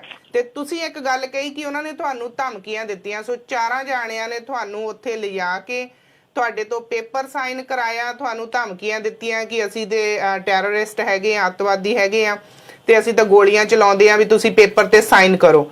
ਸੋ ਉਸ ਪੇਪਰ ਦਾ ਲੈਟਰ ਹੈਡ ਗੁਰਦੁਆਰੇ ਦਾ ਸੀ, ਤੁਸੀਂ ਕਹਿੰਦੇ? ਹਾਂ, ਇਹ ਕਹਿ ਰਹੇ ਨੇ ਉੱਪਰੋਂ ਪੜਿਆ। ਬਿਲਕੁਲ ਜੀ। ਤੇ ਉਸ ਤੋਂ ਬਾਅਦ ਜਿਹੜਾ ਤੁਹਾਡਾ ਵਰਕ ਪਰਮਿਟ ਚੇਂਜ ਹੋ ਗਿਆ, ਬਰਨਬੀ ਤੋਂ ਇਸ਼ੂ ਹੋ ਗਿਆ, ਇਹਦੇ ਬਾਰੇ ਤੁਹਾਨੂੰ ਕੁਝ ਵੀ ਨਹੀਂ ਪਤਾ? ਦੇਖੋ ਭੈਣ ਜੀ, ਜਦੋਂ ਮੈਨੂੰ ਇੱਕ ਹੋਰ ਇਹਨਾਂ ਨੇ ਬੜੀ ਵੱਡੀ ਗੱਲ ਕਹੀ ਸੀਗੀ, ਕਹਿੰਦੇ ਹੁਣ ਤੂੰ ਸਾਡੇ ਕੋਲ ਆਇਆ ਜੀ, ਅਸੀਂ ਤੇਰੇ ਇੱਥੇ ਗਨ ਰੱਖ ਕੇ ਤੇ ਤੂੰ ਕੁਝ ਵੀ ਕਰਵਾ ਸਕਦੇ ਆ। ਇਹ ਗੱਲ ਤੁਹਾਨੂੰ ਕਿਹਨਾਂ ਨੇ ਕਹੀ ਸੀ ਵੀ ਤੁਸੀਂ ਸਾਡੇ ਕੋਲ ਆਏ ਆ ਤੇ ਅਸੀਂ ਗਨ ਪੁਆਇੰਟ ਤੇ ਕੁਝ ਵੀ ਕਰਾ ਸਕਦੇ? ਇਹਨੇ ਹੈਪੀ ਨੇ ਗੱਲ ਕੀਤੀ ਉਸੇ ਟਾਈਮ ਹੀ ਉੱਥੇ, ਜਦੋਂ ਮੈਂ ਬੈਠਾ ਜਦੋਂ ਇਹਨੇ ਇੰਨੀ ਗੱਲ ਕੀਤੀ ਸੀ ਗੋਲੀਆਂ ਦੀ, ਫਿਰ ਇਹਨੇ ਮੈਨੂੰ ਇਹ ਵੀ ਗੱਲ ਕਹੀ ਸੀ ਕਿ ਅਗਰ ਮੈਂ ਤੇਰੇ ਇੱਥੇ ਗਨ ਰੱਖ ਦਵਾਂ, ਹਨਾ, ਕਿਉਂਕਿ ਸਾਡਾ ਤਾਂ ਇਹਨਾਂ ਦਾ ਕੰਮ ਹੀ ਇਹੀ ਹੈ, ਕਿਉਂਕਿ ਆਪਾਂ ਤਾਂ ਇਸ ਚੀਜ਼ ਵਿੱਚ ਨੰਗੇ ਨਹੀਂ, ਤੇ ਅਸੀਂ ਤੇ ਤੂੰ ਕੁਝ ਵੀ ਕਰਾ ਸਕਦੇ ਆ। ਨਹੀਂ, ਆਪਾਂ ਇਸ ਤਰ੍ਹਾਂ ਕਿਸੇ ਦੇ ਦੋਸ਼ ਨਹੀਂ ਲਾ ਸਕਦੇ ਵੀ ਇਹਨਾਂ ਦਾ ਕੰਮ ਇਹੀ ਹੈ, ਪਰ ਉਹਨਾਂ ਨੇ ਤੁਹਾਨੂੰ ਇਹ ਵਰਡਿੰਗ ਕਹੀ। ਹਾਂਜੀ। ਤੇ ਤੁਸੀਂ ਸਾਈਨ ਕੀਤੇ ਬਿਨਾ ਪੜ੍ਹੇ ਹੋਏ? ਹਾਂਜੀ। ਤੁਹਾਨੂੰ ਕੁਝ ਨਹੀਂ ਪਤਾ ਉਸ ਪੇਪਰ ਤੇ ਕੀ ਲਿਖਿਆ ਸੀ? ਬਿਲਕੁਲ ਨਹੀਂ। ਤੇ ਤੁਸੀਂ ਪੁੱਛਣ ਦੀ ਵੀ ਕੋਸ਼ਿਸ਼ ਨਹੀਂ ਕੀਤੀ? ਪੁੱਛਿਆ ਮੈਂ ਇਹਨਾਂ ਨੂੰ, ਕਹਿੰਦੇ ਤੇਰਾ ਵਰਕ ਪਰਮਿਟ ਇੱਥੋਂ ਦਾ ਹੀ ਕਰਾਵਾਂਗੇ, ਤੈਨੂੰ ਦੁਬਾਰਾ ਪੇ ਸਟੱਬ ਦਵਾਂਗੇ, ਤੇਰਾ ਪ੍ਰੋਪਰ ਕੰਮ ਇੱਥੇ ਗੁਰੂ ਘਰ ਦੇ ਵਿੱਚ ਹੋਏਗਾ, ਠੀਕ ਹੈ, ਤੈਨੂੰ ਜੋਬ ਵੀ ਮਿਲੇਗੀ, ਤੇਰੇ ਫੈਮਿਲੀ ਨੂੰ ਰਹਿਸ਼ ਦਾ ਵੀ ਇਹੀ ਕਰਾਂਗੇ। ਤੇ ਜਦੋਂ ਫਿਰ ਦੁਬਾਰਾ ਹੋਰ ਕਿਤੇ ਉਹ ਵਰਕ ਪਰਮਿਟ ਤੁਹਾਨੂੰ ਇਸ਼ੂ ਕਰਾਤਾ, ਉਹਦੇ ਤੋਂ ਬਾਅਦ ਤੁਹਾਨੂੰ ਪੇ ਸਟੱਬ ਮਿਲੀ ਜਾਂ ਕੁਝ ਇਹੋ ਜਿਹਾ ਕੋਈ ਹੋਇਆ ਇਹਨਾਂ ਨਾਲ? ਹੁਣ ਤੁਹਾਡਾ ਇਸ ਬਾਰੇ ਪਤਾ ਹੀ ਨਹੀਂ, ਮੇਰਾ ਵਰਕ ਪਰਮਿਟ ਚੇਂਜ ਹੋਇਆ ਜੀ, ਮੈਨੂੰ ਤਾਂ ਪਤਾ ਹੀ ਨਹੀਂ ਹੈਗਾ ਇਸ ਬਾਰੇ। ਜਾਂ ਤਾਂ ਮੈਨੂੰ ਪ੍ਰੂਫ ਦੇਣ, ਮੇਰੇ ਕੋਲ ਭੇਜਣ, ਮੈਨੂੰ ਕੋਈ ਨਾ ਕੋਈ ਪ੍ਰੂਫ, ਨਾ ਮੇਰੇ ਕੋਲ ਕੋਈ ਏਦਾਂ ਦੀ ਚੀਜ਼, ਮੈਨੂੰ ਤਾਂ ਪਤਾ ਨਹੀਂ। ਈਵਨ ਕਿ ਮੇਰੇ ਡੈਬਿਟ ਜਿਹੜਾ ਕਾਰਡ ਸੀਗਾ, ਉਹਦੀ ਡਿਟੇਲ ਵੀ ਇਹਨਾਂ ਕੋਲ ਸਾਰੀ ਮੇਰੀ ਉਹਨਾਂ ਕੋਲ ਆਲਰੇਡੀ ਹੈਗੀ ਹੈ। ਤੇ ਤੁਸੀਂ ਹੁਣ ਕੇਸ ਬੇਸ ਤੇ ਕੈਨੇਡਾ ਦੇ ਵਿੱਚ ਹੋ, ਕੀ ਤੁਹਾਡੇ ਕੇਸ ਦੀ ਚੱਲ ਰਹੀ ਹੈਗੀ? ਸਟੇਟਸ ਕੀ ਹੈ ਤੁਹਾਡਾ? ਸਟੇਟਸ ਕੀ ਹੈ ਤੁਹਾਡਾ? ਮੈਨੂੰ ਹੁਣ ਕੁਝ ਨਹੀਂ ਪਤਾ ਜੀ ਕੀ ਸਟੇਟਸ ਹੈਗਾ, ਜੋ ਹੁਣ ਮੈਨੂੰ ਤਾਂ ਪਤਾ ਨਹੀਂ। ਹੁਣ ਇਮੀਗ੍ਰੇਸ਼ਨ ਨੇ, ਕਿਉਂਕਿ ਮੈਂ ਆਲਰੇਡੀ ਸਾਰੇ ਮੀਡੀਆ ਵਿੱਚ ਹਨਾ ਸਾਰਿਆਂ ਨੂੰ ਪੱਖ ਰੱਖਤਾ ਆਪਣਾ, ਹਨਾ, ਜੋ ਮੇਰਾ ਪੱਖ ਪਹਿਲਾਂ ਸੀ ਉਹ ਵੀ ਹੁਣ ਵੀ ਉਦਾਂ ਹੀ ਹੈ। ਜੀ ਹੁਣ ਮੈਨੂੰ ਨਹੀਂ ਪਤਾ ਮੇਰਾ ਸਟੇਟਸ ਕੀ ਹੈਗਾ, ਕੀ ਹੋਣਾ ਕੀ ਨਹੀਂ ਹੋਣਾ, ਇਹ ਰੱਬ ਜਾਣਦਾ ਜੀ। ਕੀ ਤੁਸੀਂ ਇਮੀਗ੍ਰੇਸ਼ਨ ਵਾਲਿਆਂ ਨਾਲ ਸੰਪਰਕ ਕਰਨ ਦਾ ਕੋਸ਼ਿਸ਼ ਕੀਤੀ? ਕਿਉਂਕਿ ਤੁਹਾਡੀ ਕੰਪਲੇਂਟ ਹੈ ਜਿਹੜੀ ਉਹ ਬਕਾਇਦਾ ਉਹਦੀ ਕਾਪੀ ਮੇਰੇ ਕੋਲ ਪਹੁੰਚ ਚੁੱਕੀ ਹੈ। ਤੁਸੀਂ ਮੀਡੀਆ ਜਿਸ ਦਿਨ ਪ੍ਰੈਸ ਕਾਨਫਰੰਸ ਹੋਈ ਸੀ ਉਸ ਦਿਨ ਵੀ ਇਹ ਦਿੱਤੀ ਸੀ। ਨੈਸ਼ਨਲ ਇਨਵੈਸਟੀਗੇਟਿਵ ਸਰਵਿਸ ਹੈ ਜਿਹੜੀ ਇੰਟੈਗ੍ਰਿਟੀ ਸਰਵਿਸ ਬ੍ਰਾਂਚ ਹੈ ਜਿਹੜੀ ਸਰਵਿਸ ਕੈਨੇਡਾ ਦੀ, ਉਹਨਾਂ ਨੂੰ ਜੂਨ 15 ਨੂੰ ਇਹ ਕਾਪੀ ਭੇਜੀ ਹੈ। ਉਸ ਤੋਂ ਬਾਅਦ ਤੁਹਾਨੂੰ ਉਹਨਾਂ ਵੱਲੋਂ ਕੋਈ ਰਿਪਲਾਈ ਆਇਆ, ਜਵਾਬ ਆਇਆ ਜਾਂ ਕਾਲ ਆਈ ਤੁਹਾਨੂੰ ਕੋਈ? ਬਿਲਕੁਲ ਕੋਈ ਰਿਪਲਾਈ ਨਹੀਂ ਆਇਆ, ਕੋਈ ਜਵਾਬ ਨਹੀਂ ਆਇਆ ਮੈਨੂੰ। ਪੁਲਿਸ ਨੂੰ ਸ਼ਿਕਾਇਤ ਕੀਤੀ, ਪੁਲਿਸ ਵੱਲੋਂ ਕੋਈ ਜਵਾਬ ਆਇਆ ਜੀ? ਹਾਂਜੀ, ਪੁਲਿਸ ਮੇਰੇ ਘਰੇ ਆਈ ਸੀਗੀ ਜੀ, ਠੀਕ ਹੈ। ਉਹ ਇੱਥੇ ਆ ਕੇ ਮੇਰੇ ਘਰ ਨੂੰ ਚੈੱਕ ਕਰਕੇ ਮੇਰੇ ਨਾਲ ਗੱਲਬਾਤ ਕਰਕੇ ਗਏ ਸੀਗੇ ਜੀ। ਤੁਸੀਂ ਉਹਨਾਂ ਨੂੰ ਦੱਸਿਆ ਸੀ ਕਿ ਤੁਹਾਨੂੰ ਧਮਕੀਆਂ ਮਿਲਦੀਆਂ, ਥ੍ਰੈਟ ਕਰਦੇ ਆ ਤੁਹਾਨੂੰ, ਤੇ ਉਹਨਾਂ ਨੇ ਕੀ ਤੁਹਾਨੂੰ ਐਡਵਾਈਸ ਦਿੱਤੀ ਕਿ ਉਹਨਾਂ ਨੇ ਇਹਨਾਂ ਨਾਲ ਵੀ ਗੱਲ ਕੀਤੀ ਜਾਂ ਕੀ ਕਿਹਾ ਤੁਹਾਨੂੰ ਆ ਕੇ ਉਹਨਾਂ ਨੇ? ਮੈਨੂੰ ਹਾਲੇ ਤਾਂ ਉਹਨਾਂ ਨੇ ਇਹ ਨਹੀਂ ਕਿਹਾ ਕਿ ਕਹਿੰਦਾ ਸਾਡੀ ਇਨਵੈਸਟੀਗੇਸ਼ਨ ਚੱਲਦੀ ਪਈ ਹੈ, ਅਗਰ ਤੈਨੂੰ ਇਹਨਾਂ ਤੋਂ ਡਰ, ਮੈਂ ਕਿਹਾ ਡਰ ਤਾਂ ਮੇਰੇ ਕੋਲ ਹੈਗਾ ਹੀ ਇਹਨਾਂ ਤੋਂ, ਠੀਕ ਹੈ, ਕਿਉਂਕਿ ਮੈਨੂੰ ਤਾਂ ਡਰ ਹੈਗਾ ਜੇ ਅਗਲੇ ਇੰਨੀਆਂ ਗੱਲਾਂ ਕਰ ਸਕਦੇ ਆ, ਗੋਲੀਆਂ ਚਲਾਉਣ ਦੀ ਗੱਲ ਕਰ ਸਕਦੇ ਆ ਤੇ ਇਦਾਂ ਮਤਲਬ ਡਿਪੋਰਟ ਕਰ ਦੀ, ਇਹ ਤਾਂ ਬਹੁਤ ਕੁਝ ਵੀ ਕਰ ਸਕਦੇ ਆ। ਮੈਂ ਜੀ ਇਕੱਲਾ ਇੱਥੇ ਜੀ, ਮੇਰੀਆਂ ਬੇਟੀਆਂ ਨੇ, ਤੇ ਮੈਂ ਤਾਂ ਡਰਾਂਗਾ ਹੀ ਇਸ ਚੀਜ਼ ਨੂੰ ਕਿ ਮੇਰੇ ਨਾਲ ਚਲੋ ਜੋ ਹੋਣਾ ਹੋ ਜਾਏਗਾ, ਮੇਰੀ ਬੇਟੀਆਂ ਨਾਲ ਨਾ ਹੋਵੇ ਕੁਛ ਏਦਾਂ ਦਾ ਜੀ। ਤੇ ਪ੍ਰਭਜੋਤ ਜੀ ਇੱਕ ਬਹੁਤ ਹੀ ਔਖਾ ਜਿਹਾ ਸਵਾਲ ਆ, ਅਸੀਂ ਕਰਾਂਗੇ ਤੁਹਾਨੂੰ ਜ਼ਰੂਰ ਕਿ ਜਿਵੇਂ ਹੁਣ ਤੁਸੀਂ ਇਸ ਤਰ੍ਹਾਂ ਦੁਵਿਧਾ 'ਚ ਫਸੇ ਹੋ, ਇਮੀਗ੍ਰੇਸ਼ਨ ਦਾ ਤੁਹਾਡਾ ਕੋਈ ਸਟੇਟਸ ਦਾ ਹਲੇ ਪਤਾ ਨਹੀਂ ਕੀ ਸਟੇਟਸ ਆ ਤੁਹਾਡਾ, ਇੱਥੇ ਤੁਹਾਡਾ ਉਲਝ ਕੇ ਰਹਿ ਗਿਆ ਕੇਸ। ਰੱਬ ਨਾ ਕਰੇ ਜੇ ਤੁਹਾਨੂੰ ਇੱਥੋਂ ਜਾਣ ਲਈ, ਮੁਲਕ ਛੱਡ ਕੇ ਜਾਣ ਲਈ ਕਿਹਾ ਜਾਵੇ ਕਿ ਤੁਸੀਂ ਜਦੋਂ ਤੁਹਾਡਾ ਇੱਥੇ ਕੁਝ ਨਹੀਂ ਗਾ ਤੇ ਤੁਸੀਂ ਵਾਪਸ ਆਪਣੇ ਮੁਲਕ ਜਾਓ, ਤੇ ਜਿਹੜੀ ਤੁਹਾਡੀ ਉੱਥੇ ਦੀ ਜਮ੍ਹਾਂ ਪੂੰਜੀ ਸੀ ਸਾਰੀ ਤੁਸੀਂ ਇੱਥੇ ਜਿਹੜੀ ਆਪਣੀ ਇਹਨਾਂ ਦੇ ਹੱਥਾਂ 'ਚ ਦੇ ਦਿੱਤੀ ਆ, $26,000, ਤੇ ਕਿਵੇਂ ਤੁਸੀਂ ਸਾਰਾ ਕੁਝ ਮੈਨੇਜ ਕਰੋਗੇ? ਜੀ ਮੈਨੇ ਤਾਂ ਮੈਂ ਕਰ ਨਹੀਂ ਪਾਵਾਂਗਾ, ਮੇਰੇ ਬੱਚੇ ਰੁੱਲ ਜਾਣਗੇ, ਮੇਰਾ ਫਿਊਚਰ ਖਰਾਬ ਹੋ ਜਾਏਗਾ, ਕਿਉਂਕਿ ਨਾ ਮੈਂ ਉੱਥੋਂ ਦਾ ਤੇ ਨਾ ਮੈਂ ਇੱਥੋਂ ਦਾ ਜੀ, ਠੀਕ ਹੈ। ਇਹੀ ਹੋਏਗਾ, ਭੀਖ ਮੰਗਣ ਲੱਗ ਜਾਾਂਗੇ, ਉਹੀ ਹੋਏਗਾ ਕਿ ਲੋਕਾਂ ਦੇ ਤਰਲੇ ਮਿੰਤਾ ਕਰਾਂਗੇ, ਮੈਨੂੰ ਏਦਾਂ ਕਰ ਲਓ, ਮੈਨੂੰ ਕੰਮ ਰੱਖ ਲਓ, ਇਹੀ ਹੋਏਗਾ। ਉੱਥੇ ਵੀ ਕੀ ਹੋਣਾ, ਇੰਡੀਆ 'ਚ ਜਾ ਕੇ ਵੀ, ਇੱਥੇ ਵੀ ਇਹੀ ਹਾਲਾਤ ਨੇ ਮੇਰੇ ਜੀ, ਇੱਥੇ ਵੀ ਤਾਂ ਮੈਂ ਏਦਾਂ ਹੀ ਆ, ਨਾ ਮੇਰੇ ਕੋਲ ਰੋਟੀ ਖਾਣ ਜੋਗੇ ਪੈਸੇ ਇੱਥੇ। ਮੇਰੇ ਵਿਚਾਰੇ ਡੈਡੀ ਕੀਰਤਨ ਕਰਦੇ ਆ, ਰਾਗੀ ਜਥਾ ਹਨਾ, ਉਹ ਵਿਚਾਰੇ ਕਿੰਨੇ ਕੁ ਪੈਸੇ ਭੇਜ ਦੇਣ ਮੈਨੂੰ ਜੀ, ਕਿਉਂਕਿ ਇੱਥੇ ਤਾਂ ਡਾਲਰਾਂ ਦੇ ਹਿਸਾਬ ਨਾਲ ਪੈਸੇ ਲੱਗਣੇ, ਇੰਡੀਆ 'ਚ ਤਾਂ ਚਲੋ 10-20,000 25-30,000 ਨਾਲ ਘਰ ਦਾ ਗੁਜ਼ਾਰਾ ਹੋ ਜਾਂਦਾ ਜੀ, ਪਰ ਉੱਥੇ ਵੀ ਹੁਣ ਤੁਹਾਨੂੰ ਪਤਾ ਇੰਡੀਆ ਦੇ ਹਾਲਾਤ ਕੀ ਹੈਗੇ ਆ ਜੀ, ਤੇ ਮੈਨੂੰ ਪਤਾ ਨਹੀਂ ਹੁਣ ਮੈਂ ਕੀ ਹੋਏਗਾ, ਉਹ ਤਾਂ ਰੱਬ ਜਾਣਦਾ। ਵਾਹ, ਅਸਲ ਦੇ ਵਿੱਚ ਜਿਹੜੀ ਹੋਈ ਸਾਰੀ ਗੱਲਬਾਤ ਹੈ, ਕਿਉਂਕਿ ਚੰਗਾ ਹੀ ਹੁੰਦਾ ਜੇ ਸਰਦਾਰ ਜਤਿੰਦਰ ਸਿੰਘ ਗਿੱਲ ਹੈਪੀ ਨਾਲ ਆਉਂਦੇ ਤੇ ਜਾਂ ਫਿਰ ਜਿਹੜੇ ਪ੍ਰਧਾਨ ਜੀ ਸਨ ਗੁਰਦੁਆਰਾ ਸਾਹਿਬ ਦੇ, ਤੁਸੀਂ ਉਹਨਾਂ ਨੂੰ ਫੋਨ ਲਾਇਆ ਸਵੇਰੇ, ਬਿਲਕੁਲ ਜੀ, ਕਪੂਰ ਜੀ ਨੂੰ ਫੋਨ ਲਾਇਆ, ਉਹਨਾਂ ਚੋਂ ਕਿਸੇ ਨੇ ਵੀ ਕਾਲ ਨਹੀਂ ਕੀਤੀ ਜੀ। ਮੇਰਾ ਖਿਆਲ ਹੈ ਵੀ ਜਿਹੜੇ ਹੋਰ ਵਿਅਕਤੀ ਇਹਦੇ ਵਿੱਚ ਸ਼ਾਮਲ ਨੇ ਜਾਂ ਜਿਨ੍ਹਾਂ ਨੇ ਇਸ ਨੂੰ ਵਿਟਨੈਸ ਕੀਤਾ, ਉਹ ਵੀ ਮੇਰਾ ਖਿਆਲ ਹੈ ਵੀ ਪ੍ਰੋਗਰਾਮ ਦੇ ਵਿੱਚ ਸ਼ਾਮਲ ਹੋਣ ਤਾਂ ਚੰਗੀ ਗੱਲ ਹੈ, ਜਾਂ ਆਪਾਂ ਜਿਹੜੇ ਦਰਸ਼ਕ ਨੇ ਉਹਨਾਂ ਦਾ ਪ੍ਰਤੀਕਰਮ ਵੀ ਆਪਾਂ ਮੇਰਾ ਖਿਆਲ ਹੈ ਜਾਣ ਸਕਦੇ ਹਾਂ। ਕਿਉਂਕਿ ਜਤਿੰਦਰ ਸਿੰਘ ਹੈਪੀ ਦੀ ਜਦੋਂ ਗੱਲਬਾਤ ਸੁਣਦੇ ਆ, ਉਹ ਕਹਿੰਦਾ ਵੀ ਮੈਂ ਬਿਲਕੁਲ ਪੈਸਾ ਨਹੀਂ ਲਿਆ, ਮੈਂ ਬਲਕਿ ਇਹਦੀ ਮਦਦ ਕੀਤੀ ਆ।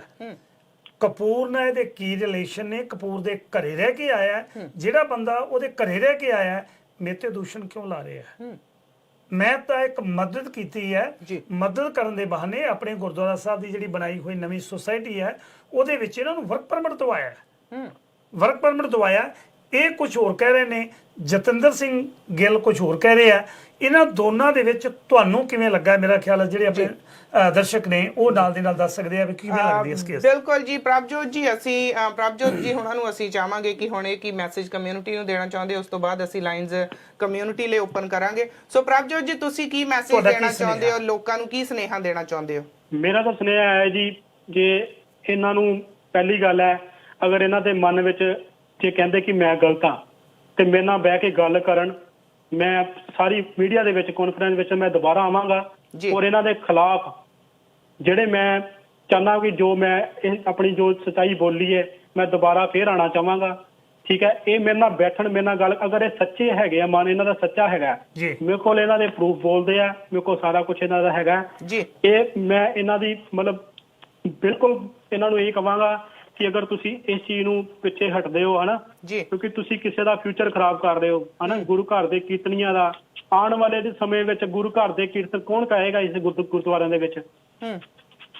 ਕੌਣ ਆਏਗਾ? ਕੋਈ ਵੀ ਨਹੀਂ ਆਏਗਾ ਗੁਰਦੁਆਰੇ ਵਿੱਚ। ਆਉਣ ਵਾਲੇ ਜਨਰੇਸ਼ਨ ਜਿਹੜੇ ਅੱਜ ਕੱਲ੍ਹ ਦੇ ਬੱਚੇ ਜਿਹੜੇ ਹੋਣਗੇ ਉਹ ਗੁਰੂ ਘਰ 'ਚ ਨਹੀਂ ਜਾਣਗੇ, ਕਿਉਂਕਿ ਇਹ ਕੰਮ ਏਦਾਂ ਦੇ ਲੋਕ ਜਿਹੜੇ ਇਸ ਟਾਈਮ ਗੁਰੂ ਘਰ ਦੇ ਨਾਮ ਤੇ ਧੰਦਾ ਕਰ ਰਹੇ ਨੇ, ਤੇ ਇਹਨਾਂ ਦੇ ਮਤਲਬ ਜਦੋਂ ਇਹ ਆਪਣੇ ਸਾਡੇ ਆਉਣ ਵਾਲੇ ਬੱਚਿਆਂ ਦੇ ਵਿੱਚ ਆਏਗੀ ਗੱਲ ਕਿ ਇਹ ਗੁਰੂ ਘਰ ਦੇ ਵਿੱਚ ਹੁੰਦਾ ਕੀ ਹੈ, ਕੁਝ ਨਹੀਂ ਹੁੰਦਾ, ਤੇ ਸਾਡੇ ਆਉਣ ਵਾਲੇ ਫਿਊਚਰ ਨੂੰ ਕੀ ਪਤਾ ਚੱਲੇਗਾ ਕਿ ਗੁਰੂ ਸਿੱਖ ਦੀ ਮਤਲਬ ਸਾਡੀ ਜਿਹੜੀ ਮਰਿਆਦਾ ਕੀ ਹੈਗੀ, ਗੁਰੂ ਗ੍ਰੰਥ ਸਾਹਿਬ ਦੀ ਮਰਿਆਦਾ ਕੀ ਹੈਗੀ ਹੈ। ਹੁਣ ਪ੍ਰਚਾਰਕ ਨਹੀਂ, ਜੇ ਪ੍ਰਚਾਰਕਾਂ ਨੂੰ ਇਦਾਂ ਕਰਨਗੇ, ਤੰਗ ਕਰਨਗੇ, ਥ੍ਰੈਟ ਕਰਨਗੇ, ਤੇ ਪ੍ਰਚਾਰਕ ਸਾਡੇ ਵਰਗੀ ਆਉਣ ਵਾਲੀ ਜਨਰੇਸ਼ਨ ਬਣੇਗੀ? ਕਦੇ ਨਹੀਂ ਬਣੇਗੀ। ਮੈਂ ਵੀ ਆਪਣੇ ਬੱਚਿਆਂ ਨੂੰ ਇਹੀ ਕਹਾਂਗਾ ਕਿ ਬੱਚਿਓ ਤੁਸੀਂ ਇਸ ਲਾਈਨ ਦੇ ਵਿੱਚ ਨਹੀਂ ਜਾਣਾ। ਇਹੀ ਕਹਾਂਗੇ ਅਸੀਂ ਜਦ ਤੁਸੀਂ ਸਾਡੇ ਨਾਲ ਪ੍ਰੋਬਲਮ ਇਦਾਂ ਦੀ ਕਰਦੇ ਹੋ।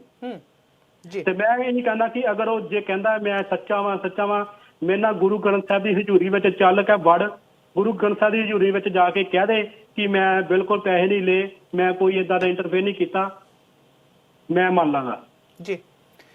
ਥੈਂਕ ਯੂ ਤੁਹਾਡਾ ਪ੍ਰਭਜੋਤ ਜੀ, ਤੁਸੀਂ ਸਾਨੂੰ ਆਪਣਾ ਸਮਾਂ ਦਿੱਤਾ ਔਰ ਪੂਰੀ ਗੱਲ ਕਮਿਊਨਿਟੀ ਦੇ ਸਾਹਮਣੇ ਰੱਖੀ। Thank you very much. ਤੇ ਆਉਣ ਵਾਲੇ ਸਮੇਂ 'ਚ ਜੇ ਸਾਡੇ ਤੱਕ ਕਮੇਟੀ ਕੋਈ ਰਾਬਤਾ ਕਾਇਮ ਕਰੂਗੀ, ਉਹਨਾਂ ਨਾਲ ਸਾਡੀ ਕੋਈ ਗੱਲਬਾਤ ਹੁੰਦੀ ਆ, ਫਿਰ ਤੋਂ ਅਸੀਂ ਤੁਹਾਨੂੰ ਸ਼ਾਮਲ ਜ਼ਰੂਰ ਡਿਬੇਟ ਦੇ ਵਿੱਚ ਕਰਾਂਗੇ। ਪਰ ਧੰਨਵਾਦ ਵੀਰੇ, ਤੁਸੀਂ ਆਪਣਾ ਸਮਾਂ ਦਿੱਤਾ ਸਾਨੂੰ। ਬਿਲਕੁਲ ਥੈਂਕ ਯੂ ਜੀ। ਬਸ ਮੇਰਾ ਵੀ ਇੱਕੋ ਹੀ ਹੈਗਾ ਕਿ ਮੈਂ ਤੁਸੀਂ ਥੈਂਕ ਯੂ, ਤੁਸੀਂ ਮੈਨੂੰ ਬੁਲਾਇਆ, ਬਹੁਤ ਬਹੁਤ ਧੰਨਵਾਦ ਤੁਹਾਡਾ। ਥੈਂਕ ਯੂ ਜੀ, ਸਤਿ ਸ਼੍ਰੀ ਅਕਾਲ ਜੀ। ਸਤਿ ਸ਼੍ਰੀ ਅਕਾਲ ਜੀ। ਹਾਂਜੀ ਕੁਲਦੀਪ ਸਿੰਘ ਜੀ, ਮੈਨੂੰ ਕਿਤੇ ਨਾ ਕਿਤੇ ਲੱਗਦਾ ਕਿ ਸ਼ਾਇਦ ਅਸੀਂ ਉਲਝ ਕੇ ਰਹਿ ਗਏ। ਇਹਨਾਂ ਵਧੀਆ ਮੁਲਕਾਂ ਨੂੰ ਵੀ ਅਸੀਂ ਕਿਸ ਤਰ੍ਹਾਂ ਵਰਤ ਰਹੇ ਆ ਆਪਣੇ ਫਾਇਦੇ ਦੇ ਲਈ। ਅਸੀਂ ਆਉਣ ਵਾਲੀਆਂ ਪੀੜ੍ਹੀਆਂ ਦੇ ਹੱਥਾਂ 'ਚ ਕੀ ਰੱਖ ਰਹੇ ਆ? ਕੀ ਧੋਖੇਬਾਜ਼ੀਆਂ ਜਾਂ ਕੀ ਅਸੀਂ ਆਪਣੇ ਗੁਰੂ ਘਰਾਂ ਨੂੰ ਵੀ ਨਹੀਂ ਛੱਡ ਰਹੇ? ਇਹਨਾਂ ਦੀ ਕਹਾਣੀ, ਇਹਨਾਂ ਦੀ ਗੱਲਬਾਤ ਸੁਣ ਕੇ ਰੂਹ ਕੰਬਦੀ ਹੈ ਕਿ ਇੱਕ ਇਨਸਾਨ ਇੱਕ ਮੁਲਕ ਦੇ ਵਿੱਚ ਆਪਣੀ ਵਧੀਆ ਜ਼ਿੰਦਗੀ ਲਿਆਉਂਦਾ ਤੇ ਉਹ ਕਿਵੇਂ ਆਪਣੀਆਂ 2 ਛੋਟੀਆਂ ਬੱਚੀਆਂ ਨੂੰ ਲੈ ਕੇ ਰੋਲ ਰਿਹਾ ਔਰ ਖਾਣੇ ਪੀਣੇ ਤੋਂ ਮੁਹਤਾਜ ਆ। ਤੇ ਆਪਾਂ ਦੂਜੀ ਕਮੇਟੀ ਨਾਲ, ਦੂਜੇ ਪੱਖ ਨਾਲ ਗੱਲ ਕੀਤੀ ਆ, ਉਹ ਸਾਹਮਣੇ ਨਹੀਂ ਹੱਲੇ ਆਉਣਾ ਚਾਹੁੰਦੇ ਔਰ ਫੋਨ ਵੀ ਸਾਡੇ ਕਿਸੇ ਨਾਲ ਨਹੀਂ ਹੋ ਸਕੇ। ਔਰ JS ਕਪੂਰ ਹੁਣਾਂ ਦੇ ਪਰਸਨਲ ਫੋਨ ਤੇ ਫੋਨ ਕੀਤਾ ਔਰ ਉਹਨਾਂ ਦਾ ਕਹਿੰਦੇ ਕਿ ਮੈਂ ਉਹਨਾਂ ਦਾ ਭਰਾ ਬੋਲਦਾ, ਕਿਉਂਕਿ ਮੈਂ ਉਹਨਾਂ ਨੂੰ ਉਸ ਇਨਸਾਨ ਨੂੰ ਦੇਖਿਆ ਨਹੀਂ, ਨਾ ਮੈਂ ਕਦੀ ਉਹਨਾਂ ਦੀ ਆਵਾਜ਼ ਸੁਣੀ ਆ। ਸੋ ਕਹਿੰਦੇ ਕਿ ਉਹਨਾਂ ਦਾ ਮੈਂ ਭਰਾ ਬੋਲ ਰਿਹਾ ਹੈਗਾ ਤੇ ਉਹ ਐਡਮਿੰਟਨ ਦੀ ਫਲਾਈਟ ਵਿੱਚ ਨੇ। ਤੇ ਮੈਨੂੰ ਇੱਕ ਗੱਲ ਦੀ ਹੈਰਾਨੀ ਹੋਈ ਕਿ ਪਰਸਨਲ ਫੋਨ ਕਿਵੇਂ ਭੁੱਲ ਗਏ? ਮੈਂ ਕਿਤੇ ਵੀ ਚਲੇ ਜਾਵਾਂ, ਮੈਂ ਆਪਣਾ ਫੋਨ ਆਪਣੇ ਨਾਲ ਲੈ ਕੇ ਜਾਂਦੀ ਹਾਂ, ਤੇ ਪਰਸਨਲ ਫੋਨ ਆਪਣਾ ਉਹ ਆਪਣੇ ਭਰਾ ਨੂੰ ਦੇ ਗਿਆ ਵੀ ਜੇ ਪਿੱਛੋਂ ਕਿਸੇ ਦਾ ਆਇਆ ਤੇ ਤੁਸੀਂ ਆਨਸਰ ਕਰ ਲਿਓ। ਪਰ ਇਹ ਸਾਰਾ ਕੁਝ ਦੇਖ ਕੇ ਤੁਹਾਨੂੰ ਕੀ ਲੱਗਾ?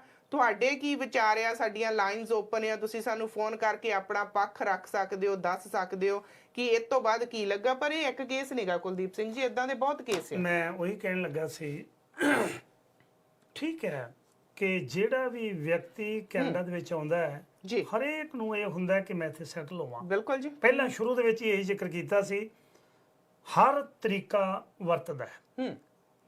$26,000 ਤੇ ਕੁਝ $3,000 ਹੋਰ ਕਹਿ ਰਹੇ, $29,000 ਤਕਰੀਬਨ ਇਹਨੇ ਖਰਚ ਕੀਤਾ ਹੈ। 29,000 ਨੂੰ ਜੇ ਆਪਾਂ ਗੱਲ ਕਰੀਏ ਤੇ 15 ਲੱਖ ਰੁਪਏ ਤੋਂ ਉੱਤੇ ਭਾਰਤ ਦਾ ਬਣਦਾ ਜੀ। ਬਿਲਕੁਲ। ਭਾਰਤ ਦੇ ਵਿੱਚ ਇੰਨਾ ਪੈਸਾ ਇਕੱਠਾ ਕਰਨਾ ਬਹੁਤ ਜ਼ਿਆਦਾ ਵੱਡੀ ਰਕਮ ਹੈ ਜੀ। ਬਿਲਕੁਲ। ਔਰ ਉਸ ਵਿਅਕਤੀ ਨੂੰ ਇਹ ਨਹੀਂ ਪਤਾ ਕਿ ਮੇਰਾ ਫਿਊਚਰ ਕੀ ਹੈ, ਆਉਣ ਵਾਲਾ ਭਵਿੱਖ ਕੀ ਹੈ, ਮੇਰੇ ਬੱਚਿਆਂ ਦਾ ਭਵਿੱਖ ਕੀ ਹੈ, ਕੋਈ ਨਹੀਂ ਪਤਾ। ਬਿਲਕੁਲ ਠੀਕ ਹੈ, ਪੁਲਿਸ ਆਪਣੇ ਲੈਵਲ ਦੇ ਉੱਤੇ ਕੁਦਰਤ ਵੱਲੋਂ ਕੋਈ ਵਰਤਾਰਾ ਇਹੋ ਜਿਹਾ ਕੋਵਿਡ ਦਾ ਵਰਤ ਗਿਆ ਕਿ ਸਾਰੇ ਕੰਮ ਠੰਡੇ ਪੈ ਗਏ। ਇਮੀਗ੍ਰੇਸ਼ਨ ਵੱਲੋਂ ਜਵਾਬ ਨਹੀਂ ਆਇਆ। ਸਰਦਾਰ ਜਤਿੰਦਰ ਸਿੰਘ ਗਿੱਲ ਹੈਪੀ ਨੇ, ਜਿਹੜੇ ਖਾਲਸਾ ਦੀਵਾਨ ਸੋਸਾਇਟੀ ਐਬਸਪੋਰਟ ਦੇ ਜਨਰਲ ਸਕੱਤਰ, ਉਹ ਕਹ ਰਹੇ ਨੇ ਮੈਂ ਪੈਸੇ ਦੇ ਵਿੱਚ ਇਨਵੋਲਵਮੈਂਟ ਨਹੀਂ, ਇਹ ਸਾਰਾ ਪੈਸਾ, ਸਾਰੇ ਦਾ ਸਾਰਾ ਪੈਸਾ ਉਹ ਉਧਰਲੇ ਪਾਸੇ ਜਾ ਰਿਹਾ ਹੈ।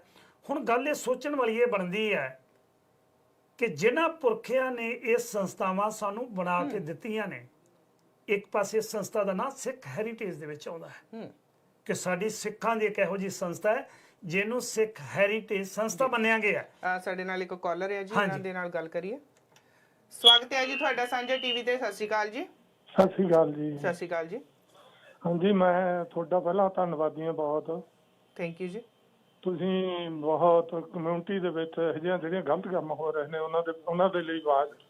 ਹਾਂਜੀ। ਬਾਕੀ ਸਰ ਵੀ ਇਹੋ ਜਿਹੇ ਇਨਸਾਫ ਨਾਲ ਜਿਹੜਾ ਧੋਖਾ ਕਰ ਰਿਹਾ ਬਹੁਤ ਮਾੜੀ ਗੱਲ ਹੈ ਜੀ। ਬਸ ਅਸੀਂ ਚਾਹੁੰਦੇ ਹਾਂ ਜੀ ਇਹਨੂੰ ਇਨਸਾਫ ਮਿਲਣਾ ਚਾਹੀਦਾ ਹੈ। ਇਹਦੀ ਜ਼ਰੂਰ ਪੂਰੀ ਮਦਦ ਕਰੋ ਤੁਸੀਂ, ਵੱਧ ਤੋਂ ਵੱਧ ਮਦਦ ਕਰਕੇ ਜੀ। ਸਾਡੀ ਤਾਂ ਦੇਖੋ ਐਜ ਮੀਡੀਆ ਡਿਊਟੀ ਹੈ ਕਿ ਜਿਹੜਾ ਸੱਚ ਹੈ ਉਹ ਭਾਵੇਂ ਕਿਸੇ ਪੱਖ ਦਾ ਹੈ, ਅਸੀਂ ਸੱਚ ਸਾਹਮਣੇ ਲੈ ਕੇ ਆਉਣਾ ਹੈ। ਬਾਕੀ ਫੈਸਲਾ ਤੁਸੀਂ ਕਰਨਾ ਹੈ, ਫੈਸਲਾ ਸਰਕਾਰਾਂ ਨੇ ਕਰਨਾ ਹੈ। ਉਹਨਾਂ ਨੇ ਦੇਖਣਾ ਹੈ ਕਿ ਇਹਦੇ ਵਿੱਚ ਕੌਣ ਸੱਚਾ ਹੈ ਤੇ ਕੌਣ ਝੂਠਾ ਹੈ, ਬਕਾਇਦਾ ਇਹਦੀ ਇਨਵੈਸਟੀਗੇਸ਼ਨ ਹੋਵੇ ਜੀ। ਇਨਵੈਸਟੀਗੇਸ਼ਨ ਦੇ ਵਿੱਚ ਜਿਹੜਾ ਦੋਸ਼ੀ ਪਾਇਆ ਜਾਂਦਾ ਉਹਨੂੰ ਸਜ਼ਾ ਮਿਲਣੀ ਚਾਹੀਦੀ ਹੈ, ਭਾਵੇਂ ਉਹ ਪ੍ਰਭਜੋਤਪਾਲ ਸਿੰਘ ਹੈ, ਪ੍ਰਭਜੋਤ ਸਿੰਘ ਹੈ ਜਾਂ ਹੋਰ ਹੈ ਕੋਈ ਜੀ ਬਿਲਕੁਲ ਜਾਂ ਭਾਵੇਂ ਕਪੂਰ ਹੈ, ਕੋਈ ਵੀ ਵਿਅਕਤੀ ਹੈ ਜਿਹੜਾ ਇਸ ਤਰ੍ਹਾਂ ਦੇ ਧੋਖੇ ਕਰ ਰਿਹਾ। ਮੈਂ ਜ਼ਿਕਰ ਕਰ ਰਿਹਾ ਸੀ ਕਿ ਇਹਨਾਂ ਸੰਸਥਾਵਾਂ ਨੂੰ ਇਸਟੈਬਲਿਸ਼ ਕਰਨ ਲਈ ਸਰਦਾਰ ਮੇਵਾ ਸਿੰਘ ਵਰਗਿਆਂ ਨੂੰ ਫਾਂਸੀ ਦੇ ਫੰਦੇ ਤੇ ਚੜ੍ਹਨਾ ਪਿਆ। ਬਿਲਕੁਲ ਜੀ। ਫਿਰ ਜਾ ਕੇ ਸਾਡੀਆਂ ਸੰਸਥਾਵਾਂ ਬਣੀਆਂ ਨੇ। ਖਾਲਸਾ ਦੀਵਾਨ ਸੁਸਾਇਟੀ ਆਮ ਸੰਸਥਾ ਨਹੀਂ ਹੈ, ਤਾਂ ਸ਼੍ਰੋਮਣੀ ਕਮੇਟੀ ਉਸ ਤੋਂ ਬਾਅਦ ਦੇ ਵਿੱਚ ਉਹਦੇ ਵਿੱਚ ਆਉਂਦੀ ਹੈ। ਬਿਲਕੁਲ ਜੀ। ਸਾਡੀ ਜਿਹੜੀ ਧਾਰਮਿਕ ਸਭ ਤੋਂ ਵੱਡੀ ਸੰਸਥਾ ਹੈ, ਗਦਰ ਲਹਿਰ ਦੇ ਬਾਨੀ ਇਹਨਾਂ ਸੰਸਥਾਵਾਂ ਦੇ ਵਿੱਚੋਂ ਪੈਦਾ ਹੋਏ ਨੇ ਜੀ। ਬਿਲਕੁਲ। ਫਿਰ ਉਸੇ ਸੰਸਥਾ ਦਾ ਨਾਮ ਜੇ ਇਹਨਾਂ ਧੋਖਾਧੜੀਆਂ ਦੇ ਵਿੱਚ ਜਾ ਕੇ ਆਉਂਦਾ ਹੈ ਤੇ ਮੇਰਾ ਖਿਆਲ ਹੈ ਵੀ ਸਾਡੇ ਲਈ ਸ਼ਰਮ ਵਾਲੀ ਇਸ ਤੋਂ ਵੱਧ ਗੱਲ ਕੋਈ ਨਹੀਂ ਹੈ। ਪਰ ਕੁਲਦੀਪ ਸਿੰਘ ਜੀ, ਦੂਜੇ ਪਾਸੇ ਇਹ ਵੀ ਗੱਲ ਆ, ਜੇ ਅਸੀਂ ਪੰਜਾਬ ਦੀ ਧਰਤੀ ਦੀ ਗੱਲ ਕਰਦੇ ਆ, ਅਸੀਂ ਹਮੇਸ਼ਾ, ਤੁਸੀਂ ਵੀ ਆਪਣੇ ਰੇਡੀਓ ਮਾਧਿਅਮ ਰਾਹੀਂ ਇਹੋ ਜਿਹੇ ਟੌਪਿਕ ਰੱਖਦੇ ਆ ਕਿ ਨੌਜਵਾਨ ਪੀੜ੍ਹੀ ਕੋ ਉੱਥੇ ਕੰਮਕਾਰ ਨਹੀਂ, ਬੇਰੁਜ਼ਗਾਰੀ ਆ, ਨਸ਼ਿਆਂ 'ਚ ਜਾ ਰਹੇ ਆ। ਤੇ ਜੇ ਨੌਜਵਾਨ ਪੀੜ੍ਹੀ ਉੱਥੋਂ ਆਪਣੇ ਬਲਬੂਤੇ ਤੇ ਪੜ੍ਹ ਲਿਖ ਕੇ ਆਈਲੈਟਸ ਕਰਕੇ ਕੈਨੇਡਾ ਵਰਗੀ ਧਰਤੀ ਤੇ ਆਉਂਦੇ ਆ, ਫਿਰ ਅਸੀਂ ਉੱਥੇ ਇੱਕ ਗੱਲ ਕਰ ਦਿੰਨੇ ਆ ਕਿ ਇੰਟਰਨੈਸ਼ਨਲ ਸਟੂਡੈਂਟ ਚੰਗੇ ਨਹੀਂ, ਆਹ ਕਰਦੇ। ਕਦੀ ਅਸੀਂ ਉਹਨਾਂ ਦੇ ਵੀ ਦੁੱਖ ਤਕਲੀਫਾਂ ਸੁਣੀਆਂ ਨਹੀਂ ਕਿ ਉਹ ਕਿਹੜੀ ਸਟਰਗਲ ਚੋਂ ਲੰਘ ਰਹੇ ਆ। ਐਜ਼ ਅ ਬਿਜ਼ਨਸਮੈਨ ਪਤਾ ਨਹੀਂ ਕਿੰਨੇ ਬੱਚੇ ਤੁਹਾਡੇ ਨਾਲ ਕੰਮ ਕਰਕੇ ਗਏ ਹੋਣਗੇ। ਬਿਲਕੁਲ ਜੀ, ਮੇਰੇ ਕੋਲ ਬਕਾਇਦਾ ਇਸ ਵੇਲੇ ਵੀ ਕੰਮ ਕਰ ਰਹੇ ਨੇ। ਸਵਾਲ ਨਹੀਂ ਪੈਦਾ ਹੁੰਦਾ ਕਦੇ ਕੋਈ ਬੱਚਾ ਇਹ ਗੱਲ ਕਹਿ ਦੇਵੇ ਕਿ ਕਿਸੇ ਤਰ੍ਹਾਂ ਦੀ ਕਦੇ ਮੁਸ਼ਕਲ ਆਈ ਹੈ। ਬਿਲਕੁਲ ਨਹੀਂ। ਮੈਨੂੰ ਇਹ ਹੁੰਦਾ ਹੈ ਕਿ ਜਿਹੜਾ ਬੱਚਾ ਆਇਆ, ਜਿੰਨੀ ਕੁ ਅਸੀਂ ਵੱਧ ਤੋਂ ਵੱਧ ਮਦਦ ਕਰ ਸਕਦੇ ਹਾਂ ਉਹਦੀ ਮਦਦ ਕਰੀਏ, ਤਾਂ ਜੋ ਤੁਸੀਂ ਇੱਕ ਰੋਲ ਮਾਡਲ ਬਣ ਸਕੋ, ਤੁਹਾਡੀਆਂ ਉਦਾਹਰਨਾਂ ਬਾਹਰ ਜਾ ਕੇ ਦੇ ਸਕਣ ਕਿ ਅਸੀਂ ਫਲਾਣੇ ਗੁਰਦੁਆਰੇ ਦੇ ਵਿੱਚ ਗਏ ਸੀ, ਸਾਡੀ ਇੰਨੀ ਮਦਦ ਹੋਈ। ਮੈਂ ਪਹਿਲਾਂ ਵੀ ਜ਼ਿਕਰ ਕਰ ਰਿਹਾ ਸੀ ਕਿ ਗੁਰਦੁਆਰੇ ਨੇ ਬੜਾ ਵਧੀਆ ਉਪਰਾਲਾ ਕੀਤਾ ਹੈ ਕਿ ਤੁਹਾਨੂੰ ਲੰਗਰ ਮਿਲੇਗਾ, ਤੁਹਾਨੂੰ ਬਿਸਤਰੇ ਮਿਲਣਗੇ, ਤੁਹਾਨੂੰ ਖਾਣਾ ਮਿਲੇਗਾ, ਤੁਹਾਡੇ ਕੋਲ ਰਿਹਾਇਸ਼ ਨਹੀਂ ਹੈ ਤੇ ਅਸੀਂ ਮਦਦ ਕਰਾਂਗੇ। ਪਰ ਜਦੋਂ ਇਹੋ ਜਿਹੀ ਮਦਦ ਦੇ ਨਾਲ ਨਾਲ ਇਹੋ ਜਿਹੇ ਕੇਸ ਸਾਹਮਣੇ ਆਉਂਦੇ, ਫਿਰ ਸ਼ਰਮ ਦੇ ਨਾਲ ਸਾਡਾ ਸਿਰ ਨੀਵਾਂ ਹੁੰਦਾ। ਉਸੇ ਸਿੱਖ ਹੈਰੀਟੇਜ ਨੂੰ, ਜਿਹਨੂੰ ਮੰਤਰੀ ਆ ਕੇ ਉਦਘਾਟਨ ਕਰ ਰਹੇ ਨੇ, ਉਸੇ ਸਿੱਖ ਹੈਰੀਟੇਜ ਦੀ ਜੇ ਇਨਕੁਆਇਰੀ ਸ਼ੁਰੂ ਹੁੰਦੀ ਹੈ ਤੇ ਕੀ ਹੋ ਸਕਦਾ? ਸਾਡੇ ਨੰਬਰ ਵੀ ਜਾ ਸਕਦੇ ਆ। ਸਾਡੇ ਨਾਲ ਇੱਕ ਕਾਲਰ ਹੈ ਜੀ। ਸਵਾਗਤ ਹੈ ਜੀ ਤੁਹਾਡਾ ਸਾਂਝਾ ਟੀਵੀ ਤੇ। ਸਤਿ ਸ਼੍ਰੀ ਅਕਾਲ ਜੀ। ਹੈਲੋ, ਸਤਿ ਸ਼੍ਰੀ ਅਕਾਲ ਜੀ। ਕੀ ਕਹੋਗੇ ਜੀ, ਤੁਸੀਂ ਸਾਡੇ ਨਾਲ 에ਅਰ ਤੇ ਹੋ? ਮਾਫੀ ਚਾਹੁੰਦੇ ਆ ਜੀ, ਤੁਹਾਡੀ ਆਵਾਜ਼ ਨਹੀਂ ਸਾਡੇ ਤੱਕ ਪਹੁੰਚ ਰਹੀ ਸੀ। ਔਰ ਬਿਲਕੁਲ ਜੀ, ਔਰ ਗਾਂ ਇਸ ਕੇਸ ਦੀ ਕੀ ਪੈਰਵਾਈ ਹੁੰਦੀ ਹੈ ਤੇ ਜਦੋਂ ਵੀ ਸਾਡੇ ਤੱਕ ਕੋਈ ਇਨਫੋਰਮੇਸ਼ਨ ਪਹੁੰਚੇਗੀ ਆਪਾਂ ਅਗਲੀ ਵਾਰ ਜ਼ਰੂਰ ਕਰਾਂਗੇ। ਪਰ ਹੁਣ ਸਮਾਂ ਵੀ ਸਾਡਾ ਜਾਣ ਦਾ ਹੋ ਰਿਹਾ, ਤੁਸੀਂ ਕੀ ਕਹਿਣਾ ਚਾਹੁੰਦੇ ਹੋ? ਅਖੀਰ ਦੇ ਵਿੱਚ ਇਹੀ ਹੈ ਕਿ ਹਰ ਵਿਅਕਤੀ ਪੈਸੇ ਦੀ ਦੌੜ 'ਚ ਹੈ। ਤੁਹਾਨੂੰ ਵੀ ਪੈਸਾ ਚਾਹੀਦਾ, ਮੈਨੂੰ ਵੀ ਪੈਸਾ ਚਾਹੀਦਾ, ਦਰਸ਼ਕਾਂ ਨੂੰ ਵੀ ਪੈਸਾ ਚਾਹੀਦਾ, ਹਰੇਕ ਵਿਅਕਤੀ ਨੂੰ ਪੈਸਾ ਚਾਹੀਦਾ। ਪਰ ਜਿਹੜਾ ਪੈਸਾ ਸਹੀ ਤਰੀਕੇ ਨਾਲ ਬਣਾਇਆ ਗਿਆ, ਮੇਰਾ ਖਿਆਲ ਹੈ, ਜਿਵੇਂ ਅਸੀਂ ਹਮੇਸ਼ਾ ਜ਼ਿਕਰ ਵੀ ਕਰਦੇ ਹਾਂ, 10 ਨੋਹਾਂ ਦੀ ਕਿਰਤ ਕਰਨੀ ਹੈ। 10 ਨੋਹਾਂ ਦੀ ਕਿਰਤ ਹੋਈ ਹੈ ਜੇ ਕਿਸੇ ਦਾ ਹੱਕ ਨਾ ਮਾਰੀ ਅਸੀਂ। ਜਦੋਂ ਕਿਸੇ ਦਾ ਹੱਕ ਮਾਰਾਂਗੇ ਤੇ ਫਿਰ ਮੁਸ਼ਕਲਾਂ ਇਹੋ ਜਿਹੀਆਂ ਪੈਦਾ ਹੋਣਗੀਆਂ। ਸਾਡੇ ਨਾਲ ਇੱਕ ਕਾਲਰ ਨੇ ਜੀ। ਸਵਾਗਤ ਹੈ ਜੀ ਤੁਹਾਡਾ ਸਾਂਝਾ ਟੀਵੀ ਤੇ। ਸਤਿ ਸ਼੍ਰੀ ਅਕਾਲ ਜੀ। ਹੈਲੋ, ਸਤਿ ਸ਼੍ਰੀ ਅਕਾਲ ਜੀ। ਕੀ ਕਹੋਗੇ ਜੀ, ਤੁਹਾਡੀ ਆਵਾਜ਼ ਨਹੀਂ ਸਾਨੂੰ ਆ ਰਹੀ, ਤੁਸੀਂ ਕੀ ਕਹੋਗੇ? 에ਅਰ ਤੇ ਹੋ ਸਾਡੇ ਨਾਲ। ਜੀ, ਸਮਾਂ ਵੀ ਸਮਾਪਤ ਹੈ, ਗੱਲਬਾਤ ਬਹੁਤੀ ਨਹੀਂ ਹੋ ਸਕਦੀ। ਇਹ ਜ਼ਰੂਰੀ ਹੈ ਸਾਡੇ ਲਈ, ਸਾਡੀ ਕਮਿਊਨਿਟੀ ਦੀਆਂ ਜਿੰਨੀਆਂ ਵੀ ਧਾਰਮਿਕ ਸੰਸਥਾਵਾਂ ਨੇ ਉਹਨਾਂ ਨੂੰ ਉਚੇਚੇ ਤੌਰ ਦੇ ਉੱਤੇ ਅਸੀਂ ਸਲਾਹ ਤਾਂ ਕਿਸੇ ਨੂੰ ਕੀ ਦੇ ਸਕਦੇ ਆ, ਪਰ ਜਿਹੜੇ ਤੱਥ ਨੇ, ਜਿਹੜੀ ਸੱਚਾਈ ਹੈ, ਮੀਡੀਆ ਦੀ ਜਿਹੜੀ ਡਿਊਟੀ ਬਣਦੀ ਹੈ ਕਿ ਸੱਚ ਨੂੰ ਖੋਜ ਕੇ ਲਿਆਉਣਾ। 13 ਜੁਲਾਈ ਦੀ ਪ੍ਰੈਸ ਕਾਨਫਰੰਸ ਹੋਈ ਹੈ। 13 ਜੁਲਾਈ ਤੋਂ ਅੱਜ 31 ਜੁਲਾਈ ਹੈ, 18 ਦਿਨ ਹੋ ਗਏ ਨੇ। 18 ਦਿਨਾਂ ਦੇ ਵਿੱਚ ਮੈਂ ਇਸ ਕੇਸ ਨੂੰ ਧੁਰੋਂ ਪੜਤਾਲਣ ਦਾ ਯਤਨ ਕੀਤਾ, ਕਿਹੜੇ ਕਿਹੜੇ ਵਿਅਕਤੀ ਇਹਦੇ ਵਿੱਚ ਸ਼ਾਮਲ ਨੇ, ਕਿਉਂ ਸ਼ਾਮਲ ਨੇ, ਕੀ ਉਹਨਾਂ ਦੀ ਇੰਟਰਸਟ ਹਨ, ਇਹ ਯਤਨ ਕੀਤਾ। ਪਰ ਉਹਦੇ ਵਿੱਚੋਂ ਬਹੁਤੀਆਂ ਗੱਲਾਂ ਕੁਝ ਰਹਿ ਗਈਆਂ ਨੇ। ਸਾਡੇ ਨਾਲ ਕੈਲੀਫੋਰਨੀਆ ਤੋਂ ਕਾਲਰ ਨੇ ਜੀ। ਹਾਂਜੀ ਜੀ, ਆਨੂ ਜੀ, ਸਤਿ ਸ਼੍ਰੀ ਅਕਾਲ। ਹਾਂਜੀ, ਸਤਿ ਸ਼੍ਰੀ ਅਕਾਲ ਜੀ। ਜੀ, ਸਤਿ ਸ਼੍ਰੀ ਅਕਾਲ ਜੀ। ਮੈਂ ਹੁਣ ਪ੍ਰਭਜੋਤ ਸਿੰਘ ਦੀ ਰਿਕਾਰਡ ਸਾਰੀ ਆਪਣਾ ਜਿਹੜਾ ਆ ਰਿਹਾ ਸੀ, ਮੈਂ ਸੁਣ ਰਿਹਾ ਸੀ ਜੀ। ਮੈਂ ਇੱਕ ਬੇਨਤੀ ਕਰਨੀ ਚਾਹੁੰਦਾ ਵੀ ਜਿਹੜਾ ਕੁਝ ਹੋ ਰਿਹਾ ਹੈ ਸਿੱਖ ਕੌਮ ਵਾਸਤੇ, ਜਿਹਨੇ ਕੁਰਬਾਨੀਆਂ ਦੇ ਕੇ ਜੋ ਕੁਝ ਕੀਤਾ ਹੈ, ਅੱਜ ਗੁਰੂ ਘਰਾਂ ਵਿੱਚ ਇਹੋ ਜਿਹਾ ਧੋਖੇਬਾਜ਼ੀ ਹੋ ਰਹੀ ਹੈ। ਰੱਬ ਉਹਨਾਂ ਨੂੰ ਮੱਤ ਦੇਵੇ। ਤੇ ਤੁਸੀਂ ਜੋ ਕੁਝ ਕੰਮ ਉਪਰਾਲਾ ਕੀਤਾ, ਮੈਂ ਬਹੁਤ ਖੁਸ਼ ਹੋਇਆ। ਥੈਂਕ ਯੂ ਤੁਹਾਡਾ। ਥੈਂਕ ਯੂ ਜੀ, ਬਹੁਤ ਧੰਨਵਾਦ। ਥੈਂਕ ਯੂ ਜੀ, ਧੰਨਵਾਦ ਜੀ। ਜੀ, ਅਸਲ ਦੇ ਵਿੱਚ ਬਿਲਕੁਲ ਗੱਲ ਸਹੀ ਹੈ ਕਿ ਅਸੀਂ ਧਾਰਮਿਕ ਸੰਸਥਾਵਾਂ ਨੂੰ ਬਚਾ ਲਈਏ। ਅਸੀਂ ਬਹੁਤ ਗੱਲ ਕਰਦੇ ਹਾਂ ਕਿ ਲਓ ਜੀ, ਸ਼੍ਰੋਮਣੀ ਕਮੇਟੀ ਦੇ ਵਿੱਚ ਇੰਨੇ ਘਪਲੇ ਹੋ ਗਏ। ਅਸੀਂ ਚੰਗੀਆਂ ਗੱਲਾਂ ਘੱਟ ਕਰਦੇ ਹਾਂ। ਅਸੀਂ ਇਹ ਗੱਲਾਂ ਕਰਦੇ ਹਾਂ ਕਿ ਮਾੜਾ ਕੀ ਹੋਇਆ। ਦਿੱਲੀ ਕਮੇਟੀ ਨੇ ਲਓ ਜੀ ਚੋਰੀ ਉੱਥੇ ਫੜੀ ਗਈ, ਚੰਗੇ ਕਾਰਜ ਨੇ, ਅਸੀਂ ਉਹਨਾਂ ਨੂੰ ਭੁੱਲ ਜਾਂਦੇ ਹਾਂ। ਪਰ ਜਦੋਂ ਇਹੋ ਜਿਹੀ ਗੱਲਬਾਤ ਮੀਡੀਆ ਦੇ ਵਿੱਚ ਆਉਂਦੀ ਹੈ ਤੇ ਸਾਡਾ ਫਰਜ਼ ਬਣਦਾ ਹੈ, ਭਾਵੇਂ ਉਹ ਗੱਲ ਚੰਗੀ ਹੈ ਜਾਂ ਭਾਵੇਂ ਉਹ ਗੱਲ ਮੰਦੀ ਹੈ, ਲੋਕਾਂ ਤੱਕ ਪਹੁੰਚਾਉਣਾ ਸਾਡਾ ਫਰਜ਼ ਹੈ। ਅਸੀਂ ਪਹੁੰਚਾਇਆ, ਬਾਕੀ ਫੈਸਲਾ ਤੁਹਾਡੇ ਹੱਥਾਂ ਵਿੱਚ ਜੀ। ਥੈਂਕ ਯੂ ਕੁਲਦੀਪ ਸਿੰਘ ਜੀ ਸਾਨੂੰ ਸਮਾਂ ਦੇਣ ਦੇ ਲਈ ਜੀ, ਤੇ ਮੰਗਲਵਾਰ ਫਿਰ ਤੁਹਾਡੇ ਨਾਲ ਮੁਲਾਕਾਤ ਹੋਵੇਗੀ। ਮੰਗਲਵਾਰ ਤੇ ਸ਼ੁੱਕਰਵਾਰ ਤੁਸੀਂ ਸਾਨੂੰ ਸਮਾਂ ਦਿੰਦੇ ਹੋ, ਬੜੇ ਹੀ ਅਹਿਮ ਮੁੱਦੇ ਹੁੰਦੇ ਆ ਜਿਨ੍ਹਾਂ ਤੇ ਅਸੀਂ ਗੱਲਬਾਤ ਕਰਦੇ ਆ, ਤੇ ਬੜੇ ਆਭਾਰੀ ਆ ਤੁਹਾਡੇ ਕਿ ਤੁਸੀਂ ਆਪਣਾ ਕੀਮਤੀ ਸਮਾਂ ਕੱਢ ਕੇ ਆਉਂਦੇ ਆ, ਸਾਡੇ ਪਰਿਵਾਰਾਂ ਨੂੰ ਤੁਸੀਂ ਆਪਣੀ ਜਿਹੜੀ ਇੰਨੀ ਵਧੀਆ ਜਾਣਕਾਰੀ ਦਿੰਦੇ ਹੋ। ਸੋ ਧੰਨਵਾਦ ਜੀ ਤੁਹਾਡਾ, ਬਹੁਤ ਬਹੁਤ ਧੰਨਵਾਦ ਜੀ ਸਾਰੇ, ਸਤਿ ਸ਼੍ਰੀ ਅਕਾਲ।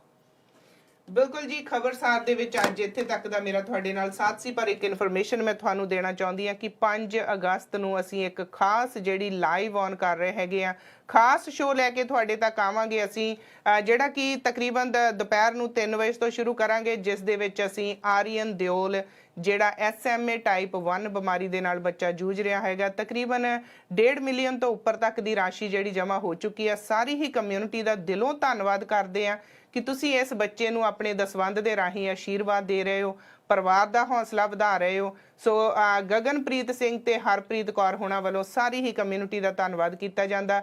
ਬਿਹਾਫ ਆਫ ਸਾਂਝਾ ਟੀਵੀ ਅਸੀਂ ਇਹੀ ਕੋਸ਼ਿਸ਼ ਕਰਦੇ ਹਾਂ ਕਿ ਅਸੀਂ ਜਿੰਨਾ ਵੀ ਹੋ ਸਕੇ ਇਸ ਮੈਸੇਜ ਨੂੰ ਦੁਨੀਆ ਤੱਕ ਸਪਰੈਡ ਕਰੀਏ, ਤਾਂ ਕਿ ਹਰ ਕੋਈ ਇਨਸਾਨ ਆਪਣੀ ਦਸਾਂ ਨੌਹਾਂ ਦੀ ਕਿਰਤ ਚੋਂ ਜਿੰਨਾ ਵੀ ਦਸਵੰਧ ਕੱਢ ਕੇ ਇਸ ਬੱਚੇ ਦੇ ਨਾਲ ਆਸ਼ੀਰਵਾਦ ਦੇ ਤੌਰ ਤੇ ਦੇਵੇ, ਤਾਂ ਕਿ ਇਹ ਬੱਚਾ ਆਪਣਾ ਇਲਾਜ ਕਰਵਾ ਸਕੇ ਤੇ ਇਸ ਬਿਮਾਰੀ ਤੋਂ ਛੁਟਕਾਰਾ ਪਾ ਸਕੇ। 5 ਅਗਸਤ ਨੂੰ ਖਾਸ ਪ੍ਰੋਗਰਾਮ ਹੋਊਗਾ, ਬਹੁਤ ਸਾਰੀਆਂ ਜਿਹੜੀਆਂ ਸ਼ਖਸੀਅਤਾਂ ਸਾਡੇ ਨਾਲ ਸਟੂਡੀਓ ਦੇ ਵਿੱਚ ਆ ਕੇ ਮੈਸੇਜ ਤੁਹਾਡੇ ਤੱਕ ਲੈ ਕੇ ਆਉਣਗੀਆਂ। ਸੋ 5 ਤਰੀਕ ਨੂੰ ਤੁਸੀਂ ਪ੍ਰੋਗਰਾਮ ਦੇਖਣਾ ਨਾ ਭੁੱਲਿਓ। ਸੋ ਇੱਕ ਵਾਰੀ ਫੇਰ ਰਿਕੁਐਸਟ ਕਰਦੀ ਹਾਂ, ਬੇਨਤੀ ਕਰਦੀ ਹਾਂ ਕਿ ਜਰੂਰ ਤੁਸੀਂ ਆਪਣੇ ਦਸਵੰਧ ਚੋਂ 2, 4, 5, 10 ਡਾਲਰ ਜਿੰਨੇ ਵੀ ਦੇਣਾ ਚਾਹੁੰਦੇ ਹੋ ਤੁਸੀਂ ਆਰੀਅਨ ਦਿਓਲ ਦੇ GoFundMe ਪੇਜ ਤੇ ਜਾ ਕੇ ਦੇ ਸਕਦੇ ਹੋ। ਮੇਰੀ ਤੁਹਾਡੇ ਨਾਲ ਮੁਲਾਕਾਤ ਹੋਵੇਗੀ ਸੋਮਵਾਰ ਖਬਰਸਾਰ ਵਿੱਚ। ਤਦ ਤੱਕ ਤੁਸੀਂ ਰੱਖਿਓ ਖਿਆਲ। ਮੇਰੇ ਵੱਲੋਂ ਦੇਖ ਰਿਹਾ ਸਾਰੇ ਪਰਿਵਾਰਾਂ ਨੂੰ ਪਿਆਰ, ਸਤਿਕਾਰ ਤੇ ਅਦਬ ਸਹਿਤ ਸਤਿ ਸ਼੍ਰੀ ਅਕਾਲ ਜੀ।